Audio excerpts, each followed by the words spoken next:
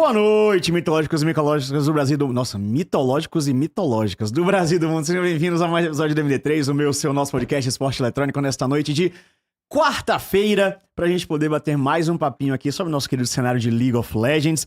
E um papo que era pra ter rolado já semana passada, mas aí rolou o America's Challenge, vários DDGDs, e a gente teve que postergar então esse papo para hoje. Vocês já sabem quem é, vocês estão aí no aguardo disso. A gente vai falar hoje então com o SeeEl, treinador da Vivo Keyd Stars. So SeeEl, welcome again here in MD3. Thanks for having me here. Direct and short. So, vou passar I will send some warnings for the people here today. Então, mais uma vez aqui, galera, como é que a gente vai fazer esse episódio? Para vocês que já estão aqui, ó, que chegaram cedo, vocês repassem esse aviso, nossos moderadores, vai estar fixado no chat também, vão dar esse aviso pra galera, que é o seguinte: este episódio, assim como o primeiro, vai ser 100% em inglês. A gente não vai ficar parando pra traduzir. Então, sim, eu acho que pode ser complicado para algumas pessoas que não entendam inglês, mas a gente vai fazer agora uma legenda manual que deve sair bem mais rápido do que da última vez, tá? A gente não vai fazer legenda automática. Inclusive, eu já conversei até com o SeeEl, ele vai indicar uma galera aqui também que trabalha no subtitle para ele lá nos vídeos. Então, a gente quer soltar as legendas desse vídeo o mais em breve possível, para vocês terem acesso aí a 100%, caso não tenham ali, que nem eu, o inglês aperfeiçoado maravilhoso, não tenho, então hoje vai ser inglês das ruas, inclusive. E o Joko tá passando mal, ele vai vir, mas ele vai vir um pouquinho depois, né? Ele tá a caminho, ele já tava passando mal, mas ele falou que ele melhorou, então ele vai chegar aqui no meio do programa. Mas aqui vai ser de frente com o chefão no inglês das ruas, estou nervosa. Então, vou bater esse papo com o SeeEl. Você, por favor, dê seu like e se inscreva. É muito importante pra você ajudar a gente aqui no programa e cada vez mais longe, atingir mais públicos. Divulga pra sua galera, se você tiver aquele grupo de WhatsApp, de Telegram, Discord, o que quer que seja. Avisa que o programa começou, que o SeeEl vai estar aqui hoje. É muito legal que vocês possam fazer isso junto com a gente, para mais uma vez tentar dar essa força aqui pro programa crescer. E além disso, você pode participar diretamente com a gente, além do seu like, além do seu compartilhamento, que é através das suas perguntas. Superchat. E se for mandar, pode mandar em português, que eu faço a tradução aqui pro SeeEl quando chegar, tá bom? Então mande quanto você quiser, pergunte à vontade sobre o que você quiser. Tá liberado você perguntar aí. E também você pode virar membro aqui do canal e ser parte da família mitológica. Na verdade, não, a família mitológica é no meu canal. Aqui é a família do FLOWGAMES MD3, beleza? Então vem cá, participa junto com a gente. Eu vou mandar aqui meu inglês das ruas, então. So, SeeEl, again here in MD3, but now, after a final, we have how many time about this? Mostly a month. Yeah, I think it's been a month. Sorry, guys, by the way, it's my fault. Meu português é muito ruim. Desculpa. Is your fault what? This is in English? Yeah. No, okay, it's okay. So almost a month spent like in the we have the finals and we have achievements, second place in the championship. Your achievement is not what you want, but it's a very quick job you make here in Keyd because it's your first year here in Brazil. You talk a lot about a 5 years plan, a 5 years project. But in 1 year, you have 2 first place in the points in the group stage. And after that, you go to a semifinal in the first split. It was a semis, yeah. Semifinals and now a great final. Yeah. So how your evaluation about your year here in Brazil, the year of the Keyd Stars here in Brazil, for your expectations when you arrive here and when you end your first year here in Brazil? Well, let me ask a question. Yeah. If you're a trainer for a team, right? Actually, chat too. Okay. If you're a coach for a team, do you tell your players, okay, guys, let's make finals, let's make semifinals? Is that what you tell your players? Oh, never. Let's go for the championship. Yeah, same thing. Yeah. I mean, I mind control myself into thinking that we can win this thing, and I think all the players believe that we could win this thing. So. When we didn't, it felt very disappointing. But if you look at the year in review, the great thing about what I've done in Brazil, I think, is that I've documented everything that I said I was going to do in multiple interviews. So I had Leon Butch's interview with Mais Esports. I had your interview here. I had Deploy the Crime. And then I also made my 5-year plan very public to everyone. Yeah. It's available on my YouTube channel at SeeEl. And there at the very end, I speak about my expectations going into the year with Tukui, who we had much higher expectations than obviously Lelico. And it was that if we can make top 4 in the first split in playoffs. It was a successful year, and top 3 in the second split. That's your expectation. That was our expectation. Okay. And this was an expectation that was 3 or 4 places above our community expectation and 5 or 6 places above our budgetary expectation, right? So if you look at our budget, for example, I think across our 5 players right now, we're probably in bottom 3, excluding my salary, of course. I think in the bottom 3 of salaries, not of the play. Yeah, but no, and in terms of like, to be fair to Keyd, it's not that Keyd didn't invest; it's that they invest a lot of money into me. Okay. Right. So it's normal that I'm able to make these guys perform. But compared to the player salaries, if you compare player salaries, we put our expectation 4 to 5 places above the budgetary requirements and 3 to 4 places above the community requirements, and we ended top 3 in the first split and top 2 in the second split. So it is definitely an overachievement. And anyone that's doubting that, you could look at my previous post on Twitter, on X. Actually, no, you can't unless you're outside of Brazil. We can. And you can also look at my YouTube channel. I think I've been very clear on that. But nonetheless, still very disappointed. Obviously, I mean, I don't know what other people think, but our first game we had a 30 kill game is 15-15. You said final? In the finals, okay. this split. And I think a lot of the games were actually a lot closer than people imagine. It's a lot closer. A lot closer. First of all, the first game, it ended up being that Jin was out of position and Jax caught him with the no flash. Yeah. So I think it was actually a much closer final than people think. And therefore, you know, looking at the year in hindsight, I would say it's a success. But personally, obviously, I'm always going to be going for the title. So it's a bit disappointing. Yeah, absolutely. You're always going for the title. But we have reality and expectation. Because I don't know, the coach of Liberty wants to go to the title. But he knows he can't achieve the title. Turtle side know about that. They have that team. They have they have the roster. And they see the roster. They see the reality of CBLOL and say, okay, if I make the championship here, I'm God. That's the reality of the team. And we have expectation. And the reality is you think you're going to achieve a 3rd place, a 4th place this year. That's your provisions for the Keyd this year. Yeah, and we placed 1 place above our expectation, which was already meant to be an overperformance, right? So definitely commercially, we are happy with the result. Obviously, we're going to aim to do more next year. But something else that's important is like the way I see coaching is very simple, and I think it should be the same for everyone in Brazil and everyone globally. In football, if you're given a team full of superstars and you don't win, you fucked up. That's it. But it's just normal. It's normal, but you fucked up. Real Madrid don't always win, and they have all-star gaming. But Man City does. No, Man City won with Guardiola. Yeah, but not every time. Yeah, but they won a lot. They won a lot. The main point I'm trying to get at is this: if a trainer gets a certain budget and they don't place within budget relative to the league or above, they've done a bad job. That's it. And I think that if I didn't do that, I should lose my job. But luckily we did it. So there you go. In the second split, the Keyd have a great change of mentality and the gameplay too. In comparison for the first split, all your players are evolving a lot. I say that to the Summons. I say that to Smiley. The gameplay of Smiley grows a lot. His mentality grows a lot, and all your team have a change of mind, a change of heart. What do you think you guys do to evolve so much from the first split to the second split? In not only in the gameplay, but in mentality too. Except the final. We'll talk about the final in a moment, but because in the final, I think you guys have a great underperformance in the mindset. But along the split, all your players play very well and thinking and have an emotional very good too. Yeah, I think one thing that people have to avoid is recency bias. People remember what happened the last month. They don't see the whole process. But luckily for me and luckily for us as professionals, all of our games are public.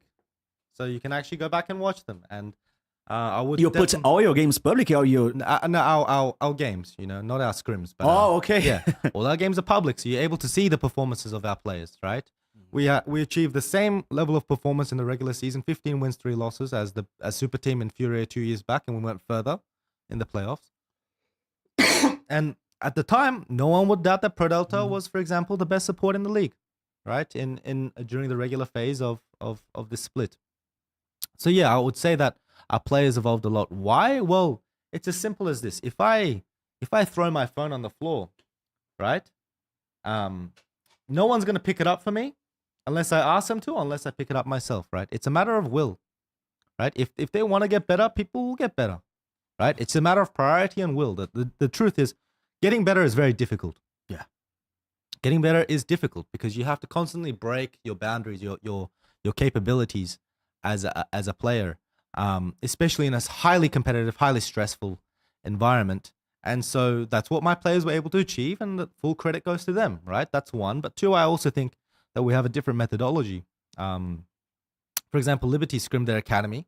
Didn't go so well, but we also scrimmed our academy. We scrimmed our academy more than any other team. We played 170-ish games, I think, on the first split alone. But we have a little difference here because you have a great academy. Yeah, they don't have one. But we don't spend more than them. We don't make a good job of a good draft from your players. There's a lot of players available in the market. Yeah. You just have to know when to look and how to look and what to do. And so it's not like we spend more in our academy team. I mean, actually, if you think about Keyd infrastructure, we do. But if you balance out the total cost of operation, it comes to be the same, if not less, than most teams, right? Mm-hmm. So I do think that the credit of the evolution of the players come from the players themselves, but B, I think our methodology involving high performance, including psychology, including the way that we track stress and fatigue and the problems, were at a higher level than the other teams across the league, and I count a lot of that to that methodology within Keyd, as well as our performance team, our performance staff as well. You have a mix in this team of rookie players and a little experienced players, not a high-level experienced players, but Gigo have some experience, Miley have some experience, and the other three are kind of rookies. You like to work more with rookies or with old players? Because with rookies, I see you can mold them, you can create them as you want, you can direct them to some place. With some old players, they have some habits, they have some bad things they already do in a lot of years. It's very difficult to change. How is you prefer to work with? For me, I actually prefer veterans. Yeah. But I don't believe that veterans are not moldable. I think you're either a stubborn person or you're not. That's it. But here in Brazil, we have a lot of stubborn players. So that's a person issue. If I have a rookie that's stubborn, it's the same thing. But it's more difficult when a rookie has stubborn. Oh, okay, well, let's look at this. Let's look at the number of rookies that have passed throughout CBLOL and how many have remained. But it's not because they are stubborn, it's because they are bad. They're bad because they're stubborn. Or they're stubborn because they're bad. They're bad. They're stubborn. Because they're stubborn, or they're stubborn because they are bad. Well, you have to look at the root cause of what makes a player good and bad. Okay. So a patch occurs every 2 weeks, right? In League of Legends in general, the game changes constantly, and everyone is getting better than the other. For example, if you look at a player now, and you send an average player back to 2013, would you not agree? Wouldn't everyone agree that every single player in the world would be much worse than that guy? Like, you could get a middle of the pack LCK player, you can send him back to LCK now, and he would dominate the league. He'd be better than Faker. Of course, because the game has changed, the knowledge has changed, how we interact and understand the game dynamics have changed. So, the level of the game is much higher than it was 10 years ago, 5 years ago, and so 1 year ago. 1 year ago. So depends on the teams that are on the market. I think some years there are some really brilliant super teams that are made, and they work really well together. Some years they just don't flop, don't work as well. And I think that's the case between China and Korea winning worlds, for example. But yeah, just ask yourself the question: what makes a player bad and good? And the reason players are bad is because they're not able to learn as well as other people. right? Yeah, That's literally what it comes down to: how well you learn and how well you click. But at the top level, everyone knows how to click. So you have so many promises. I mean, I can think of a couple promises that are at the top of mind that should have been good in Brazil. Bowl. Wow. Boal. Well, I think he have some emotional.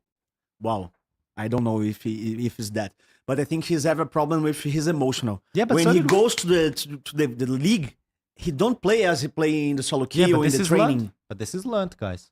This is learned. That's learned. The same as Pedro. Pedro said he's a scrim lion. But the truth is, Pedro is Isamis. Isamis. Yeah. Isamis was a scrim lion. Yeah. And I still remember. I went to Korea. This is very normal here in Brazil. And I met Pedro Decimus for the first time. And he was stuck 400 LP master tier, 500 LP master tier. And he was so bad. I think half because he was really tilted, but half because he just didn't know things about the game. For example, let me give you a tip, guys. Play the champion the way it was designed. That's all I said. Crazy, right? If you play Nocturne, you have to farm. Right? Yeah. If you play Sejuani, you have to get vision and gank. It's so simple. And I told him that and he sat there. Oh.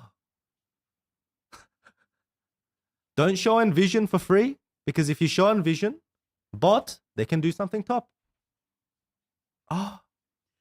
And a lot of people don't know these things. And then they say, oh, this guy's a scrim lion. The guy was just bad. That's the truth. And the difference between Pedro, Disamis, and the other players is that he's willing to learn. So there's a lot of players that I think can hit completely new heights. I think Gigo has a long way from where he could be, for example. Pro Delta too.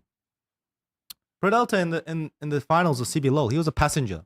Yeah. He was a good player, but he was a passenger. That's the truth.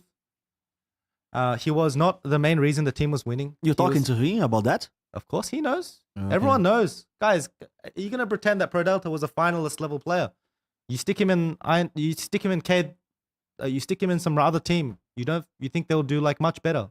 It's a question. He has the talent. He has a good attitude. He's willing to improve and learn. That's what sets him apart. And he's willing to talk to his teammates. So I think it was a matter of will. And so why do I prefer veterans? Because they're easy to talk to. They have more experience. How long you can play is determined by two things. Your rate of improvement. It needs to match the other players. And second is just your level of mechanical ability. There are a lot of other little things too, right? For example, how burnt out you, like fatigue, right? Competitive fatigue.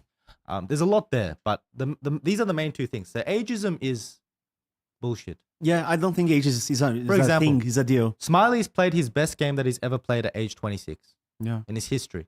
Yeah, he won an LFL title, but it was very amateurish. The way that the team trained and practiced, it's a regional league. It's an academy team, guys.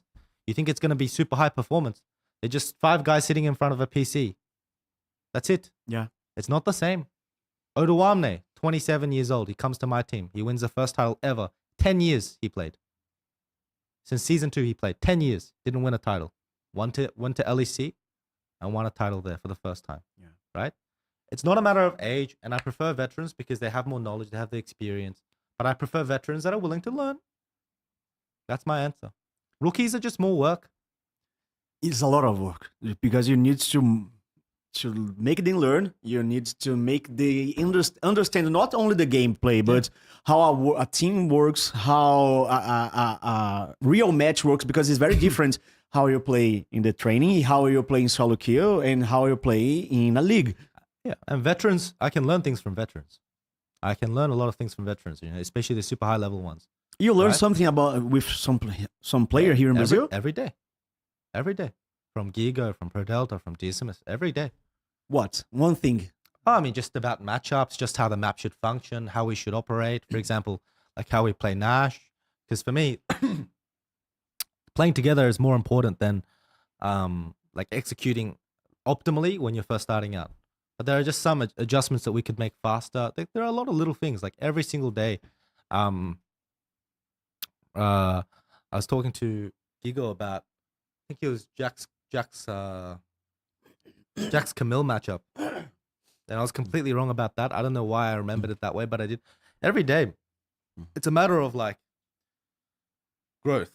So if I don't grow faster than the other coach, then I'm going to lose my job. Yeah. If I grow faster than the other coach, then people are going to pay me more money.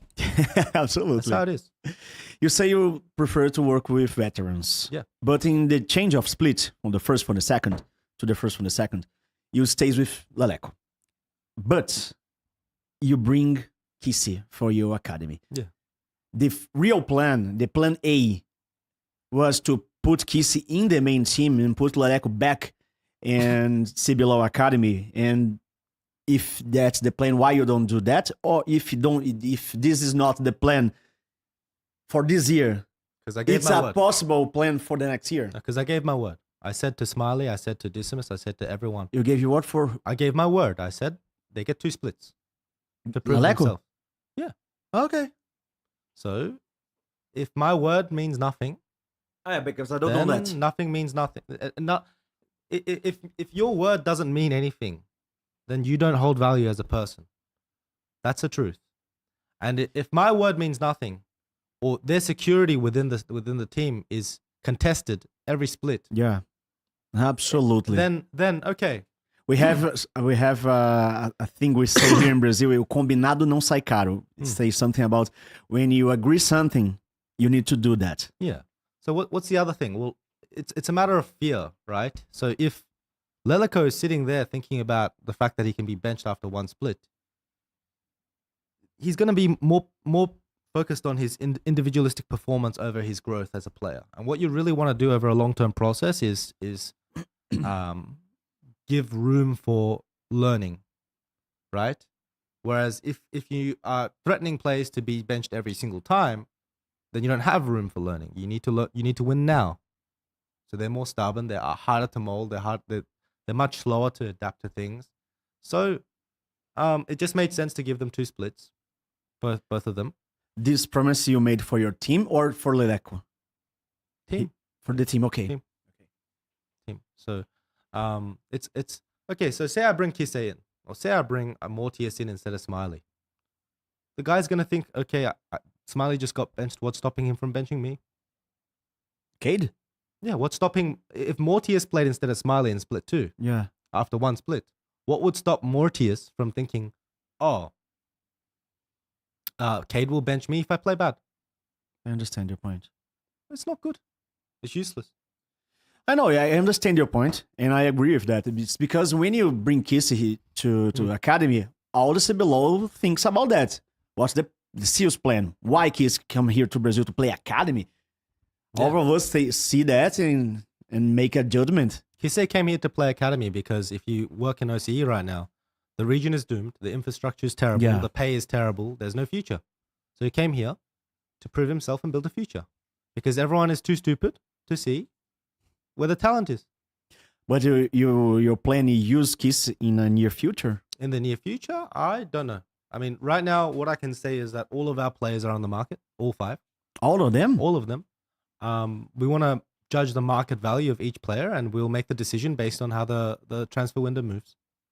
Yeah, because next year we'll change a lot of things here. And the truth is, if world. players work with me, once again, I give them the credit for the hard work that they put in. But if the players work with me, they get better. That's the truth. Historically, I've proven that my methodology is not the same. And so, if people are interested in players, reach out to Kate. We haven't made a decision, right? Mhm. But all of our players will be on the market, and we'll just see where the market leads. I think that their market value has easily doubled since they came here. For sure. Easily. So it just makes sense for a club to think this way. So let's talk about the final in this moment, because all the people here in Brazil looks to the final and thinks Pain Gaming have the great advantage in this matchup here. You guys know about that. Pain Gaming arrives in the final as a favorite, but I think you guys can have a better games against Pain, because you say it's more close than everyone thinks.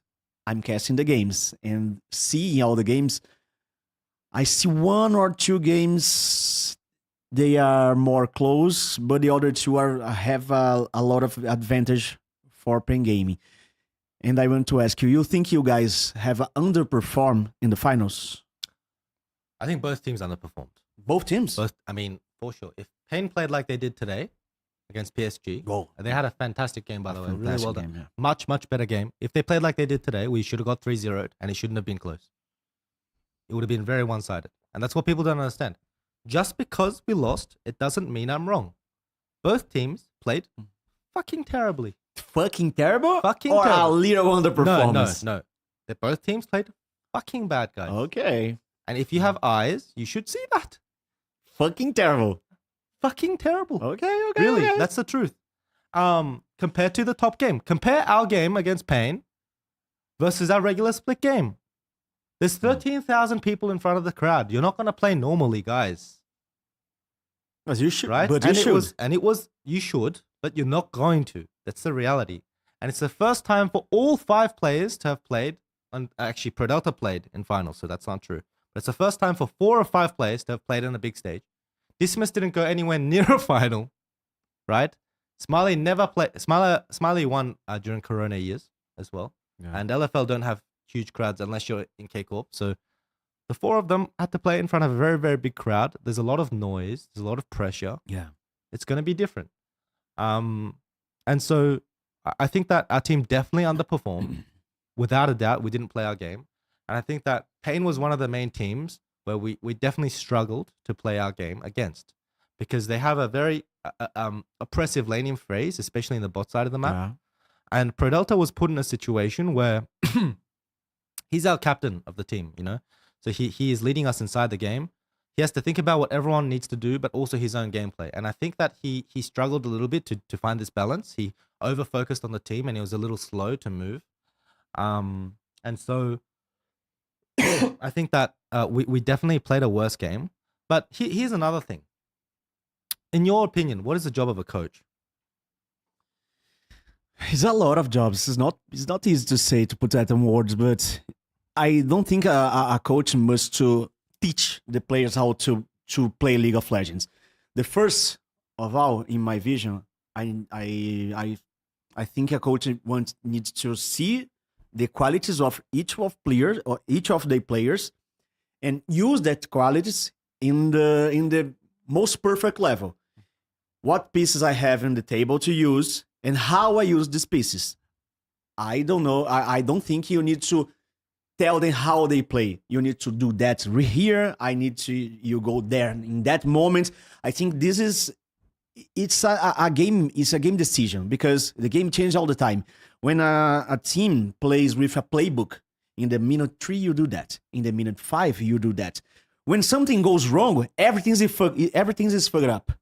So I don't think a coach needs to tell them how to play, but a coach needs to know how to use the players. I think the truth is in coaching, it depends on the team that you're in, right? But it also depends on the game that you're playing.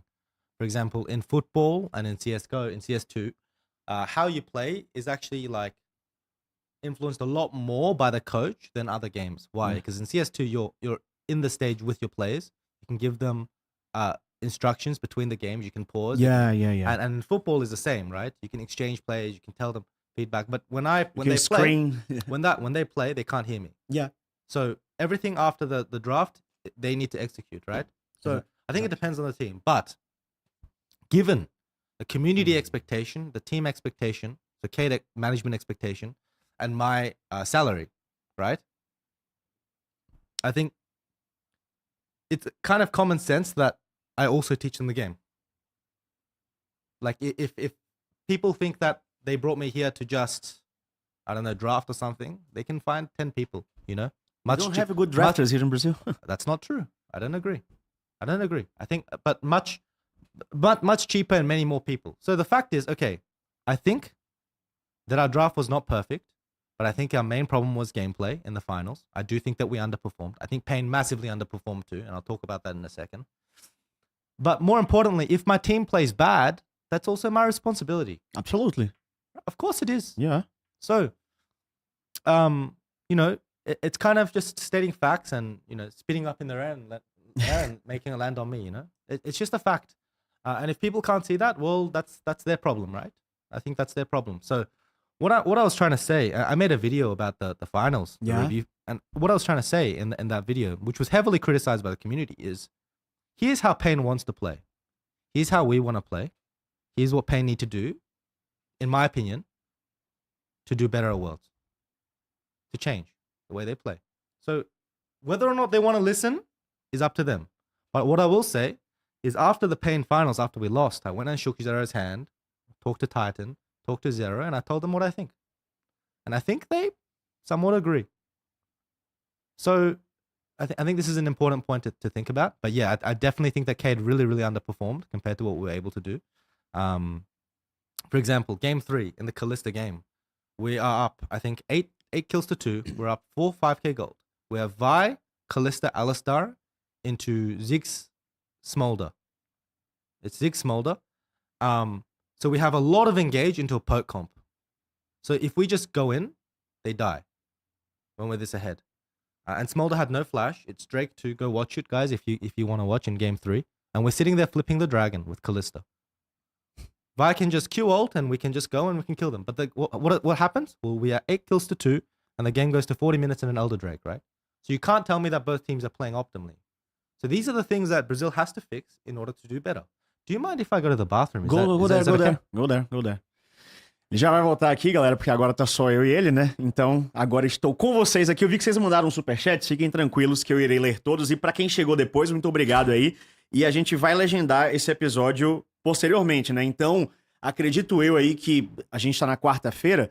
Segunda-feira, no máximo, a gente deve estar com esse episódio legendado, tá? Pra quem não entende inglês aí, fique tranquilos que vocês vão poder rever este episódio todinho aí com as legendas tranquilamente, mas a gente quis fazer um episódio ao vivo justamente para ter a participação de vocês, né? Então, eu já tô aqui com os superchats separados, em algum momento do programa eu vou fazer a leitura, Luiz Matias, Gustavo Alves, o Naguib, o Despastel, Matheus, Bruno Lindão, Heitor, fiquem tranquilos e mais todos que quiserem mandar suas perguntas aí, eu lerei todas elas aqui pro SeeEl em algum momento agora do nosso programa. E fiquem tranquilos também que a gente vai abordar diversos temas.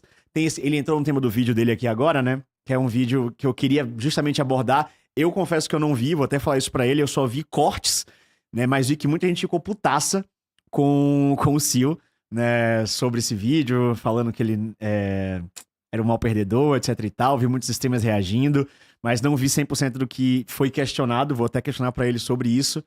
Mas tem alguns pontos que eu quero ainda abordar sobre a final e também tem um projeto dele. Pra quem não sabe, o SeeEl tá montando um projeto tipo, entre muitas aspas, um reality show pra ele ensinar algumas pessoas que foram selecionadas. Ele também vai ser um dos pontos que a gente vai conversar por aqui, mas fiquem tranquilos que a gente vai abordar diversos assuntinhos ainda aqui nesta noite de hoje, beleza? O homem voltou. So you talk about this video you make.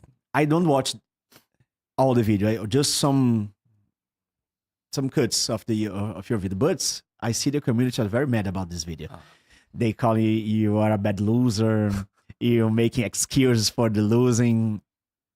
How you react to that? Guys, it's common sense. If a person loses and they speak about the game, it's no matter what you say, other than they were just better, they played really good, congratulations, people are going to say shit. Yeah. Right? I hate that. So, no, I don't hate that at all. I think it's completely fine. But what is the point of my YouTube channel? Why did I come to Brazil? It's to elevate the region and to do better. It's to educate people. I make educational content.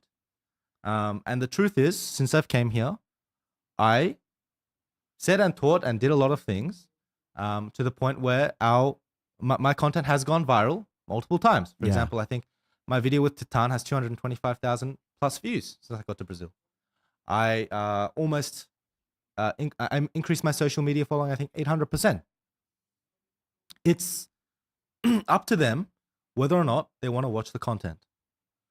The truth is, I lost. Our team lost. And Payne were the better team. Right? Yeah. But there are objective truths within the game that we can learn from and that we can talk about. I think that, for example, the way that we need to think about the game, the way that you need to break down drafts, These are all little things that impact the strength of a region. I think, for example, like the difference in my view compared to other people is that for me, improvement starts from the common people. That's my belief. Most people think improvement starts from the pro level. I don't believe that at all. I think that it actually starts from the regular person. And why? Well, in China and Korea, they have a very, very prevalent esports community. Yeah. Esports is a very, very big thing in these countries. And playing games is a very big part of their community. Yeah. So content creators create the best content around the world to educate viewers on how the game is played. And the average player base is just much better. So the way that you improve at League of Legends is obviously there's learning and studying, but if there's someone better than you, you try to think about how to beat them. That's how the game has always evolved. That's how chess evolved. That's how football evolved. People think about how to play better than the other team, try to beat a style, right?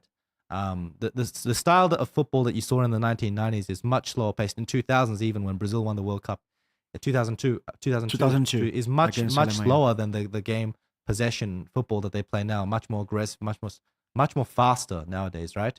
It's the same in League of Legends. For me, if you have like 1 million Emerald players, right? So you have, I think, 1.6 million ranked players in 2023. That's my latest statistic that I remember, 1.5 to 1.6. Out of them, if you have 1 million to 1.5 million regular players that are all playing at a higher level, that are getting educated, and they're climbing a little bit by little bit, then the top 1%, the top 0.1% is going to be much, much better, significantly better. The quality of the solo queue will be better. The players will be better. And so I put a lot of emphasis on educating the regular people. I have always done so. I invest a significant amount of money into my company to educate the regular people. And I've given away hundreds of codes worth tens of thousands of reais to people for free. For free. For Brazilians, I have been giving them 80% off. 80% off. And I think the last month and a half, I gave over 250 codes for free to help people, to help the community to improve. And so it's a matter of this. You either want to go to my channel, hear what I have to say, and talk about things in a logical manner, or you call me a bad loser. That's up to you. And personally, I consider myself a coach and a businessman. I am not a content creator. So go ahead. No, in part, I think this happens because here in Brazil, and it's not all the community thinks like that, but here in Brazil, we have great focus in entertainment content. Mm-hmm. When someone makes some educational content like you, Joko, I make some educational content, the people don't see this content as a real deal, has a great thing. Not all, but some part of it. Because, as you say, no matter what you explain, no matter what you say, some part of the community will say that, will see that, and they'll say something bad about what you're doing. They make some jokes. They will put all your perspective in a meme way, in a joke way. Yeah. So this happens in a lot of cases here in Brazil. So to educate, to inform, to improve the regular players here in Brazil, you need to break a lot of barriers before you go to your goal. Yeah, I mean, absolutely. And I'm aware of this. I'm completely aware of this. I think the best way to explain this situation for me is the majority of the people that were calling me a bad loser or etc. was pain fans. It's normal. That's the truth. That's normal. That's the truth. You're not going to tell me these guys were from Loud or something. They don't care. And so it's more passion driven. And then there were some VKS people. They can think that the way they will want, but it needs to be objective and subjective. There needs to be a difference between objective analysis and subjective analysis, right? And I think that my review was wholly objective. I think there was some fair criticism. I think that the only one that I found actually good was Takeshi. Takeshi commented that he said he saw on the first draft they had Ezreal, Smolder, and we didn't have real lockdown. We had Leona and Lilia, so we didn't have a way to like really lock them down inside the game. And that for me is like very fair criticism.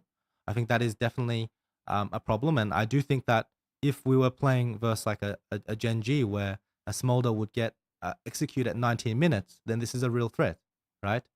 But if you're playing a game with no mid pressure, and I do want to talk about Pain a little bit going into the Worlds, and hopefully they watch this as well, then it sways all the matchups and they'll be playing from behind, right? So a big part of our identity was like trying to find winning lanes in the early game and trying to find priority and pressure, because Pain is not a team historically that have played really, really well in mid late game. That's not they lost to Loud 4 times because of this. They great point out the early game. Their game are very oppressive. And every game they got ahead in the first game when they shouldn't. It's impossible, but they shouldn't, because we late invaded, we made the mistakes, and that is objectively true. So if Corky pushes, so the draft was they had the Ezreal and Smolder, and we had Jin, but we had Corky and Lilia versus Sejuani Smolder. They have no 2v2 in mid jungle. So if we permanently get pushed and Lilia is first to move, then we'll hold river the entire game and Ezreal can't push. So Titan will be stuck under tower if he plays, you know. It's like this. So it's also drafting to the team and drafting to the region and the strengths of each team. If you play versus Loud, you need to draft a completely different game. And I think people realize this. So that's what I have to say. I definitely am here to try break that barrier, but I don't really care. I don't know how to say this more bluntly about community perception or my image that much.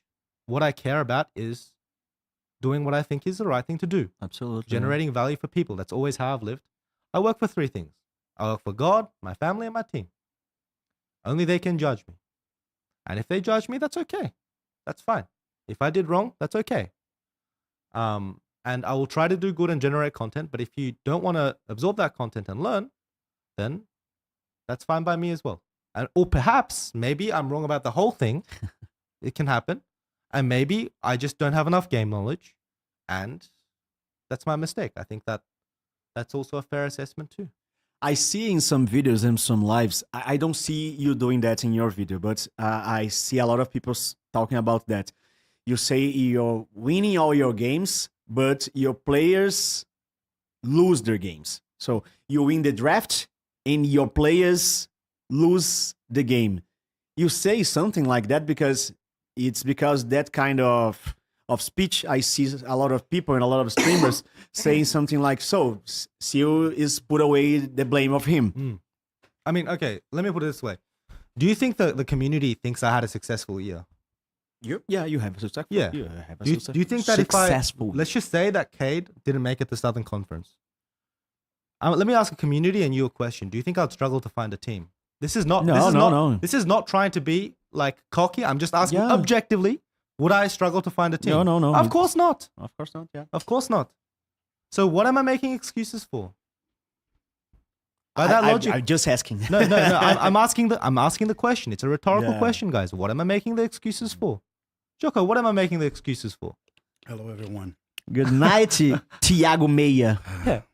You're fine? You feeling better? I am better now. I am having some rough days, you know. Yeah, I heard. I am having some rough days, but I'm better. Yeah.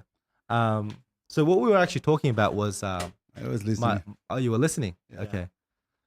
The truth is, I don't have to worry about my job. I don't have to make excuses. And let me tell you my drafting style. If my player says to me in a game 5 in front of 13,000 people, he says, "Give me X champion," I'm gonna give him the champ. Yeah, If he wants to in a game 5, game 4, and they say, "Give me this champ, I'll carry," I'll give them the champ. Yeah. So who's really drafting? We're drafting together. I'm just saying objectively. You either see or you don't. You either agree or you don't, and that's fine. But to say that I'm making excuses, I think is a little bit far-fetched. I don't think I need to pay attention to that too much. So you don't say something like that. you win your drafts and the players lose the game. Because I don't see the video. No, that's exactly what I said. You say that? Yeah. But I think that the draft was good for us, and I think that we played bad. But playing bad is my responsibility also. Yeah. And drafting good is also the player's responsibility. You do things together in my team. And people know that. So it's a shared collective responsibility. In the end, it's not one guy that loses and one guy that wins. Absolutely. We all lose and win, right? So that's the case. And here's the other thing. So let's just say I lose a draft and my players win the game for me, right? And the finals, I lose a draft and the players win the game for me.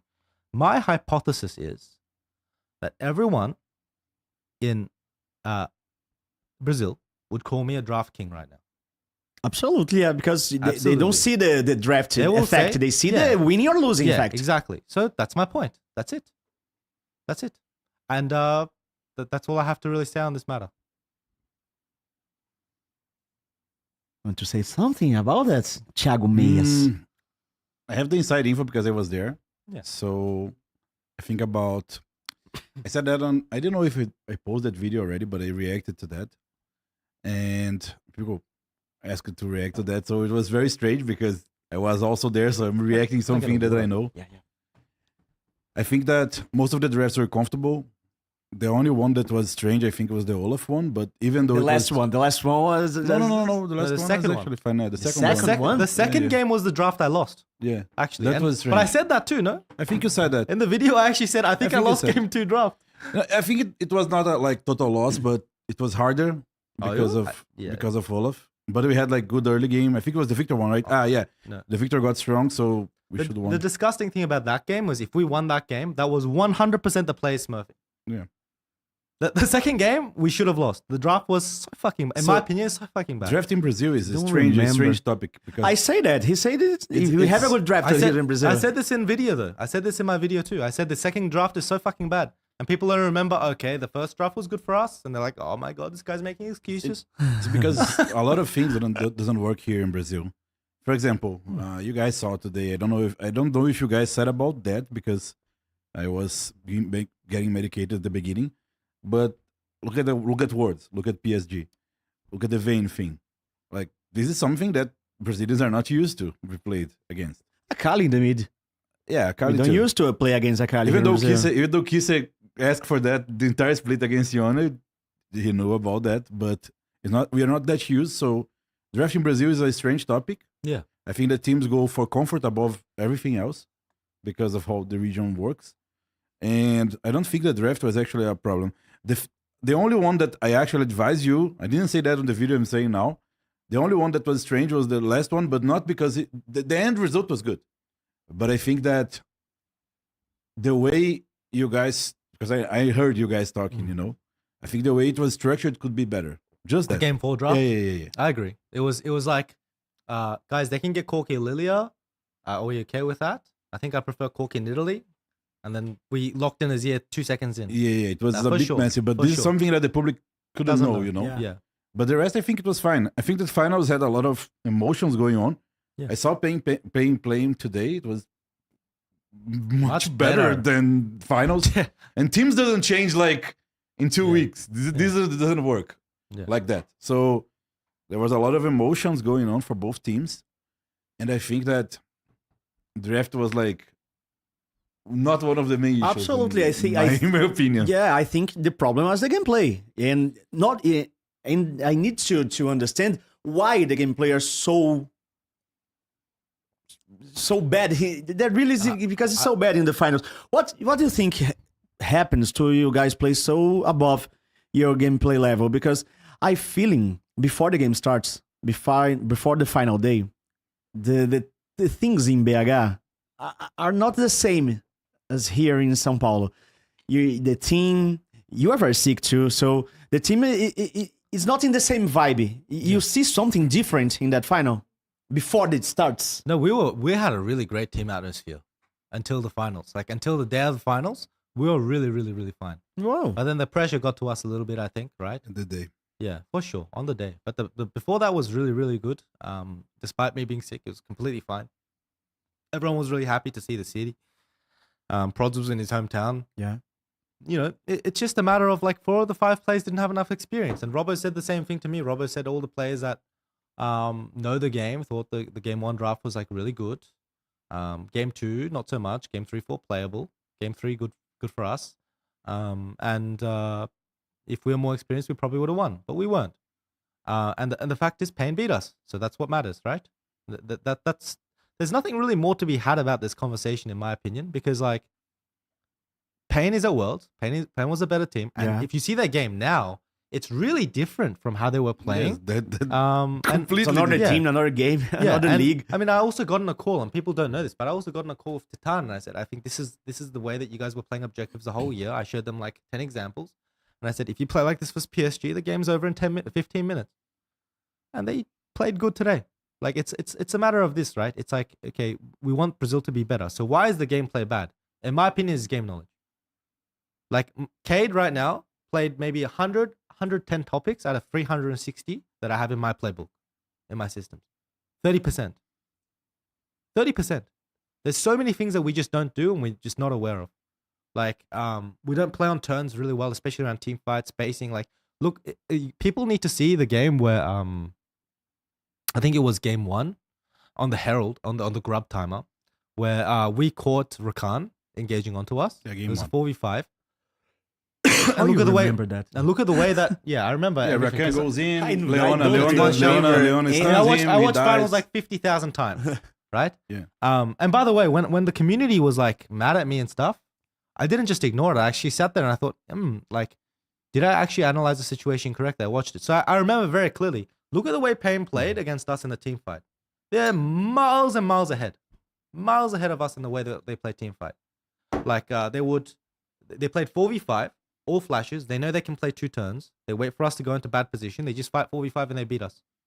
But what happened today versus PSG? So this is the gap, right? PSG, the game is over. They're up 7k gold. Maple makes a crucial mistake, gets caught on bot river, on bot wave. Right? This is game 4. Game 3. Game 3. And Maple gets one shot. It's 4v5. There's soul up. If they get the soul, they probably win the game. They can stall and win the game. PSG just win 4v5. The same thing. There's just so many little details that are missing inside Brazilian game, and people don't realize. And for me, something that I truly believe from the bottom of my heart is that nationalism doesn't believe in competition. Doesn't belong in competition. Nationalism.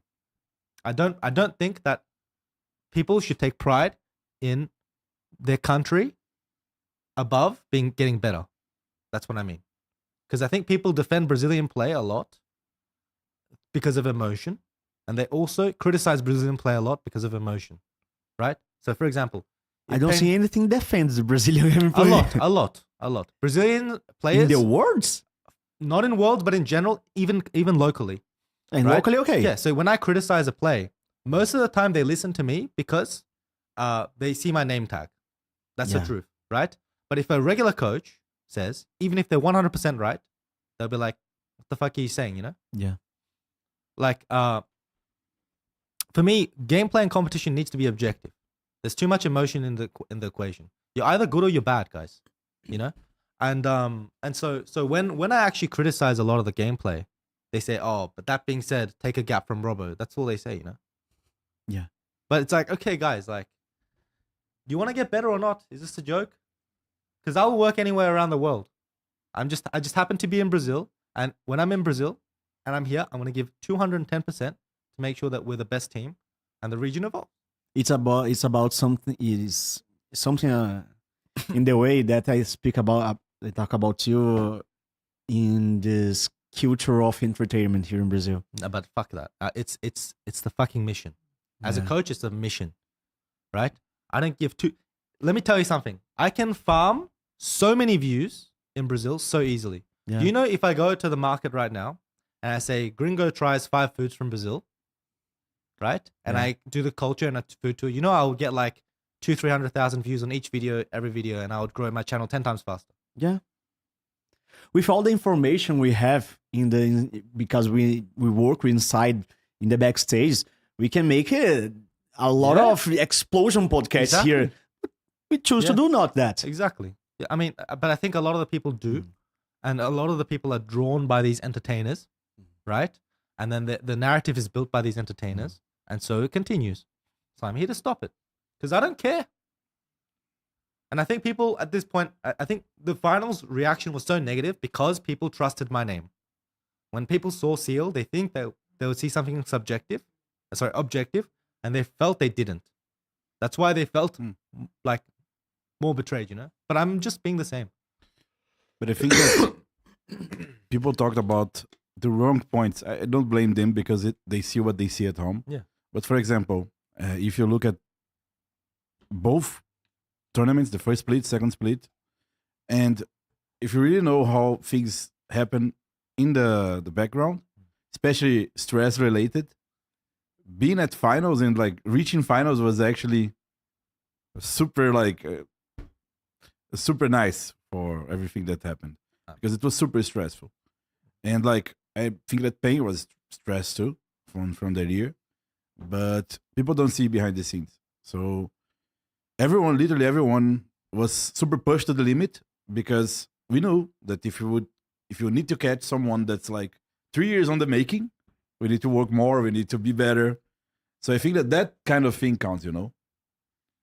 To reach someone that was already like running, you need to run much faster and get stressed. I think these are the important things. But yeah, about your name, I think that people are like narrow on that, like just but this is actually not what matters. For you to be here is something that how many coaches do you think that would explain a defeat? This doesn't exist. It's the first time. Really? It's the first time. Yes, It doesn't exist in Brazil. It's the first time a losing coach of a final come to the podcast. We make all years, all splits. We have invited literally champion everyone. podcast. All the champions come here, but the losing never came. Guys, let me put it this way. If I cared about what people think, and I cared about this win or loss, and I wanted to make excuses, look at my hair. Yeah, you have hair. Now I have hair. Look at my hair. Like, I don't care, guys. It's the mission. And we're all a part of this mission, or we're not. That's how I see it.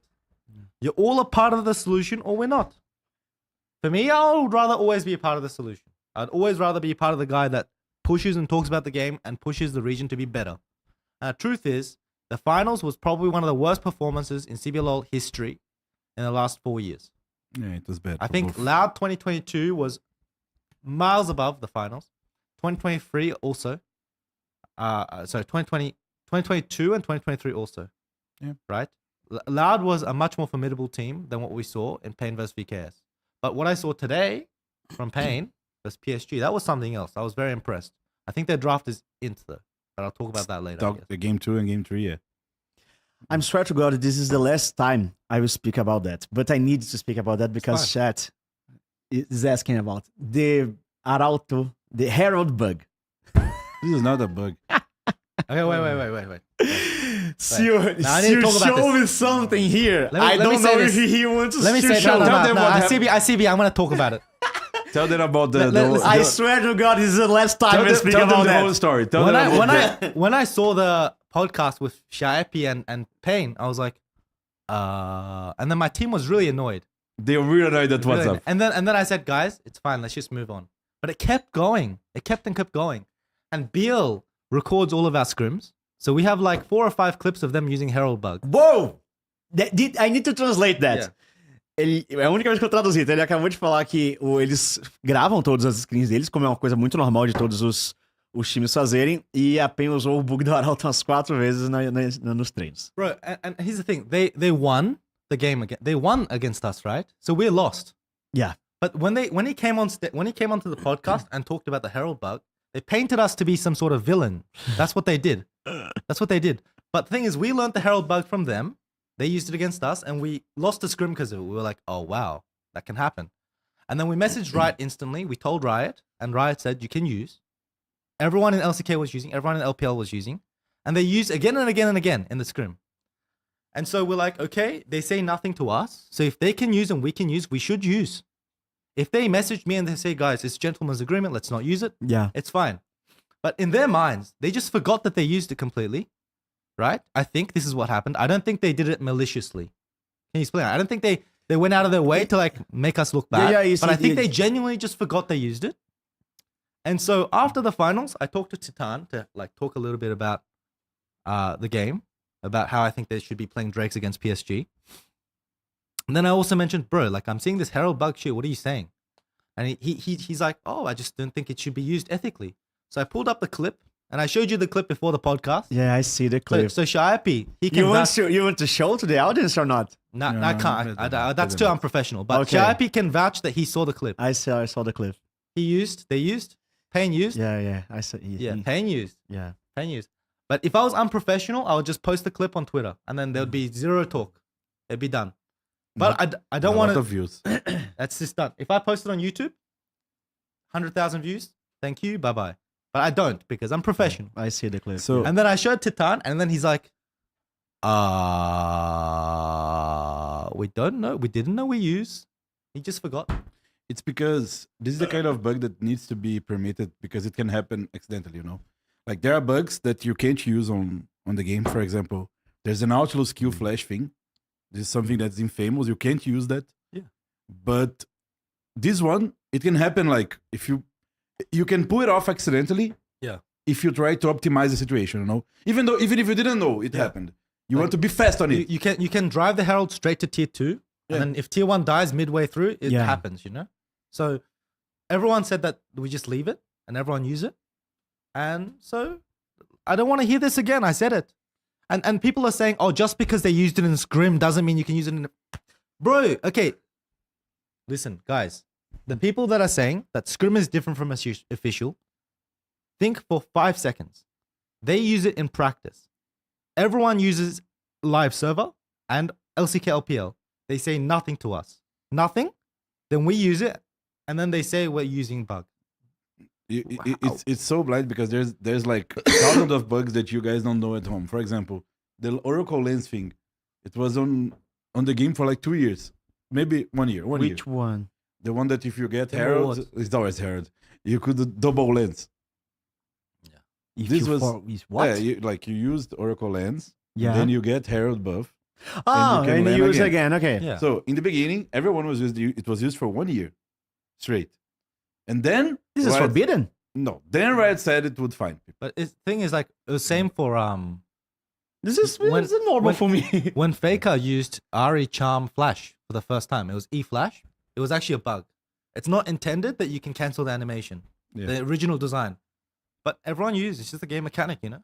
Viego has a bug that So everyone used. If it's a matter of ethics, I The respect recall of it. Nico, it's a forbidden one. But Yeah, but, this one is if it's a matter of ethics, But I a lot of respect people it. use here in Brazil because words, there are two in the ones. side. You can do like you can extend it to. You can do the short one, not the long one. My Yeah, point the is, long one you can't do that. my point is, if they don't want us to use it, they need to tell us. Then we won't Yeah. use. Yeah. Because it's good for us and good for them. Yeah. But if they say nothing and then they talk after us and then we look bad and they're still talking about the Herald bug, it just drives me crazy. Like, are they thinking like when they say these things? So I say this the last time, and this is the last time. So I will read some super chats here from YouTube. Luis Matias, he say, Foca, you made me watch CBLOL again. The last time was in 2016, and now I'm VKS fan. I really enjoy the way you handle things. Go VKS and trust the process. thanks, bro. Tamo junto. Gustavo Alves. Good night, fellas. SeeEl, if my grandma had 2 heels, she should be a bike. Love you all, Go fan. Why you guys do that? That makes no sense. It's because here in Brazil, you understand? I don't understand. Because it's something about if. If we do that, we win the It's game. an If anecdote. we do that, we can win. If we do that, we beat pain. So you say, if my grandma have two wheels, she will have a bike. This is a regular joke in Brazil. Yeah. that makes Like sense. if the easiest one is if my grandma had a dick, she would be my grandpa. This makes no sense, but I never hear Yeah. that before. no, but it's the same thing. It's the same thing. Like, they use that. Thing. Yeah, of course. But it's an analysis channel. What are you meant to say? Yeah. So people, Bro, why they do that? I have an educational channel. You want me to say, okay, this is why we lost? Then what do I say after that? End of the video. End of the video. Okay, guys, we're really fucking shit. Thanks for watching. Bye. The fuck? O Nagiv Matini mandou. SeeEl, Kissy proved himself to you to deserve a spot on your regular roster. And Lelica proved himself too. He made finals But Kissy proved himself in Academy. in Academy. And Lelica made finals. Okay. Des Pastel. Salve Chepão e SeeEl. What's your opinion on the VKS early game problems in the finals? Did we play the early badly or did Pain really read us out? We played early really bad. but I think Pain has a much better early game than us. In general, like I think Curry is actually a much better laner, like than Prods overall. I would say, like In the 2 first games, you invade and die, right? yeah, but it's really like it makes no sense that we invade. It's unbelievable. Yeah, the first game is completely nonsense. The second one too, that flash of prods in just game 2 or game yeah, but the That was thing, game one. This was game 1? I mean, The Leona was game one. here's a valid criticism. I think that we didn't scout well enough. Like I think we needed to scout better, especially around level 1s, and we have a really good coach that does that well. His name is Luke's from Academy. Yeah. He is really good at level 1s. I think I definitely didn't use coaching staff as best I could, for sure. And we're gonna have a lot of reforms going into But you next did year. that intentionally. You did that intentionally. That's also For a good that's, purpose. That's For a good also purpose. that's No, also you a need- good reason. But we don't need to talk about the bad things. We just need to talk about the good things, which is okay. Yeah, this is a like, good thing. I This is could a good thing. I could scout more for sure. I think that's fair. But like okay, it's like this. So when you train, you have 24 hours in a day, right? So how you use those 24 hours is dependent on each team. Payne spent a lot of their time looking at every single objective setup over and over again and how to play team fights better, how to play lane better. We spent our time playing and learning the mid late game macro and how to play setups. A lot of our wins are of good position and good vision and good understanding of the map more than fingers. It's like this, you know, it's like in the best way to kind of explain it is like in Counter-Strike, the way I would describe VKS is we're an AWP. We hold an angle, and if they jump across the angle, we kill them, you know? Like we're an AWP, so we're a sniper.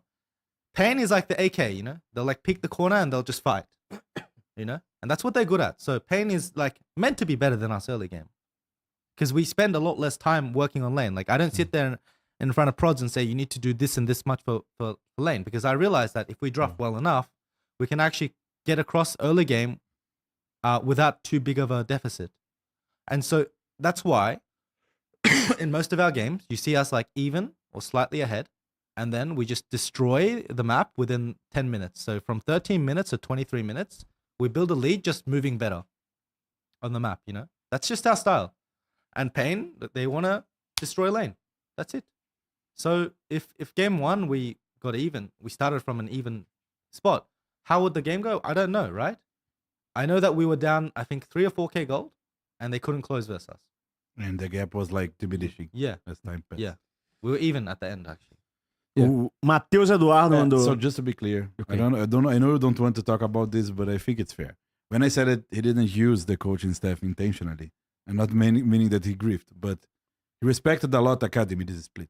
That's true. He respected like he could use more the Academy codes, but he actually respected them because it was a super important split for everyone, and it paid off for Academy, you know.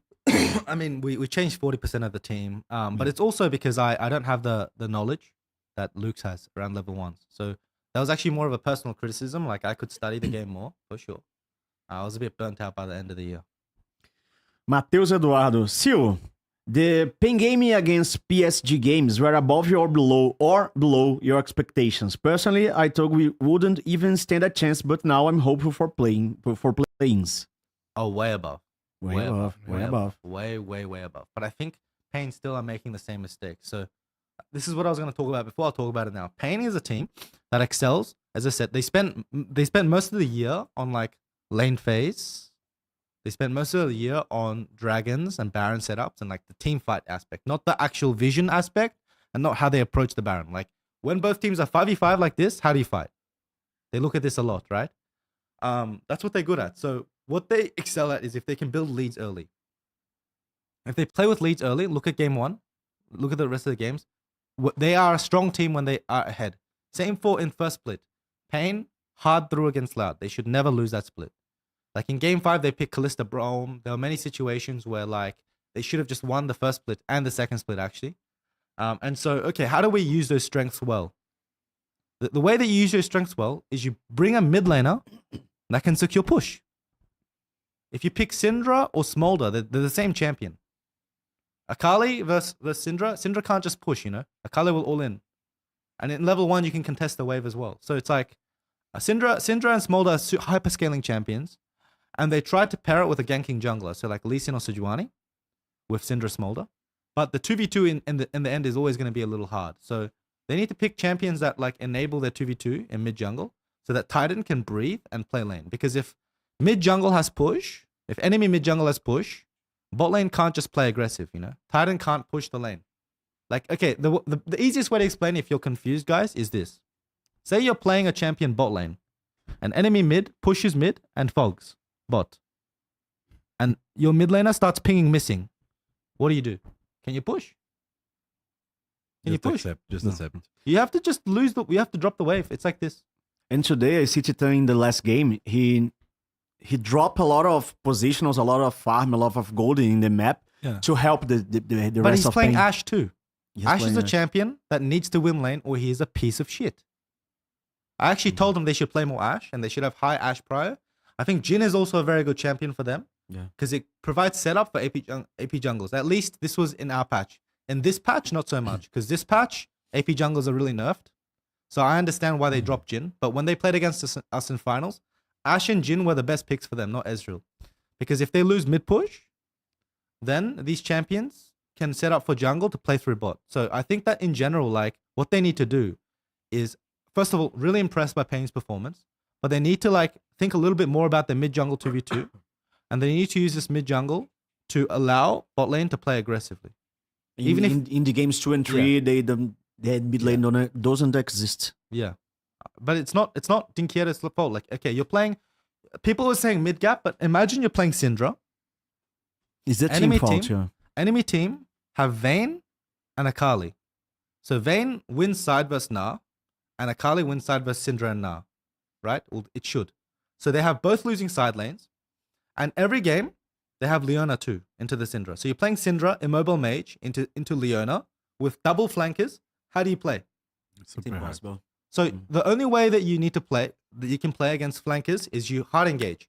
So you either pull 5 people and engage fast, or you go back and kill a flanker.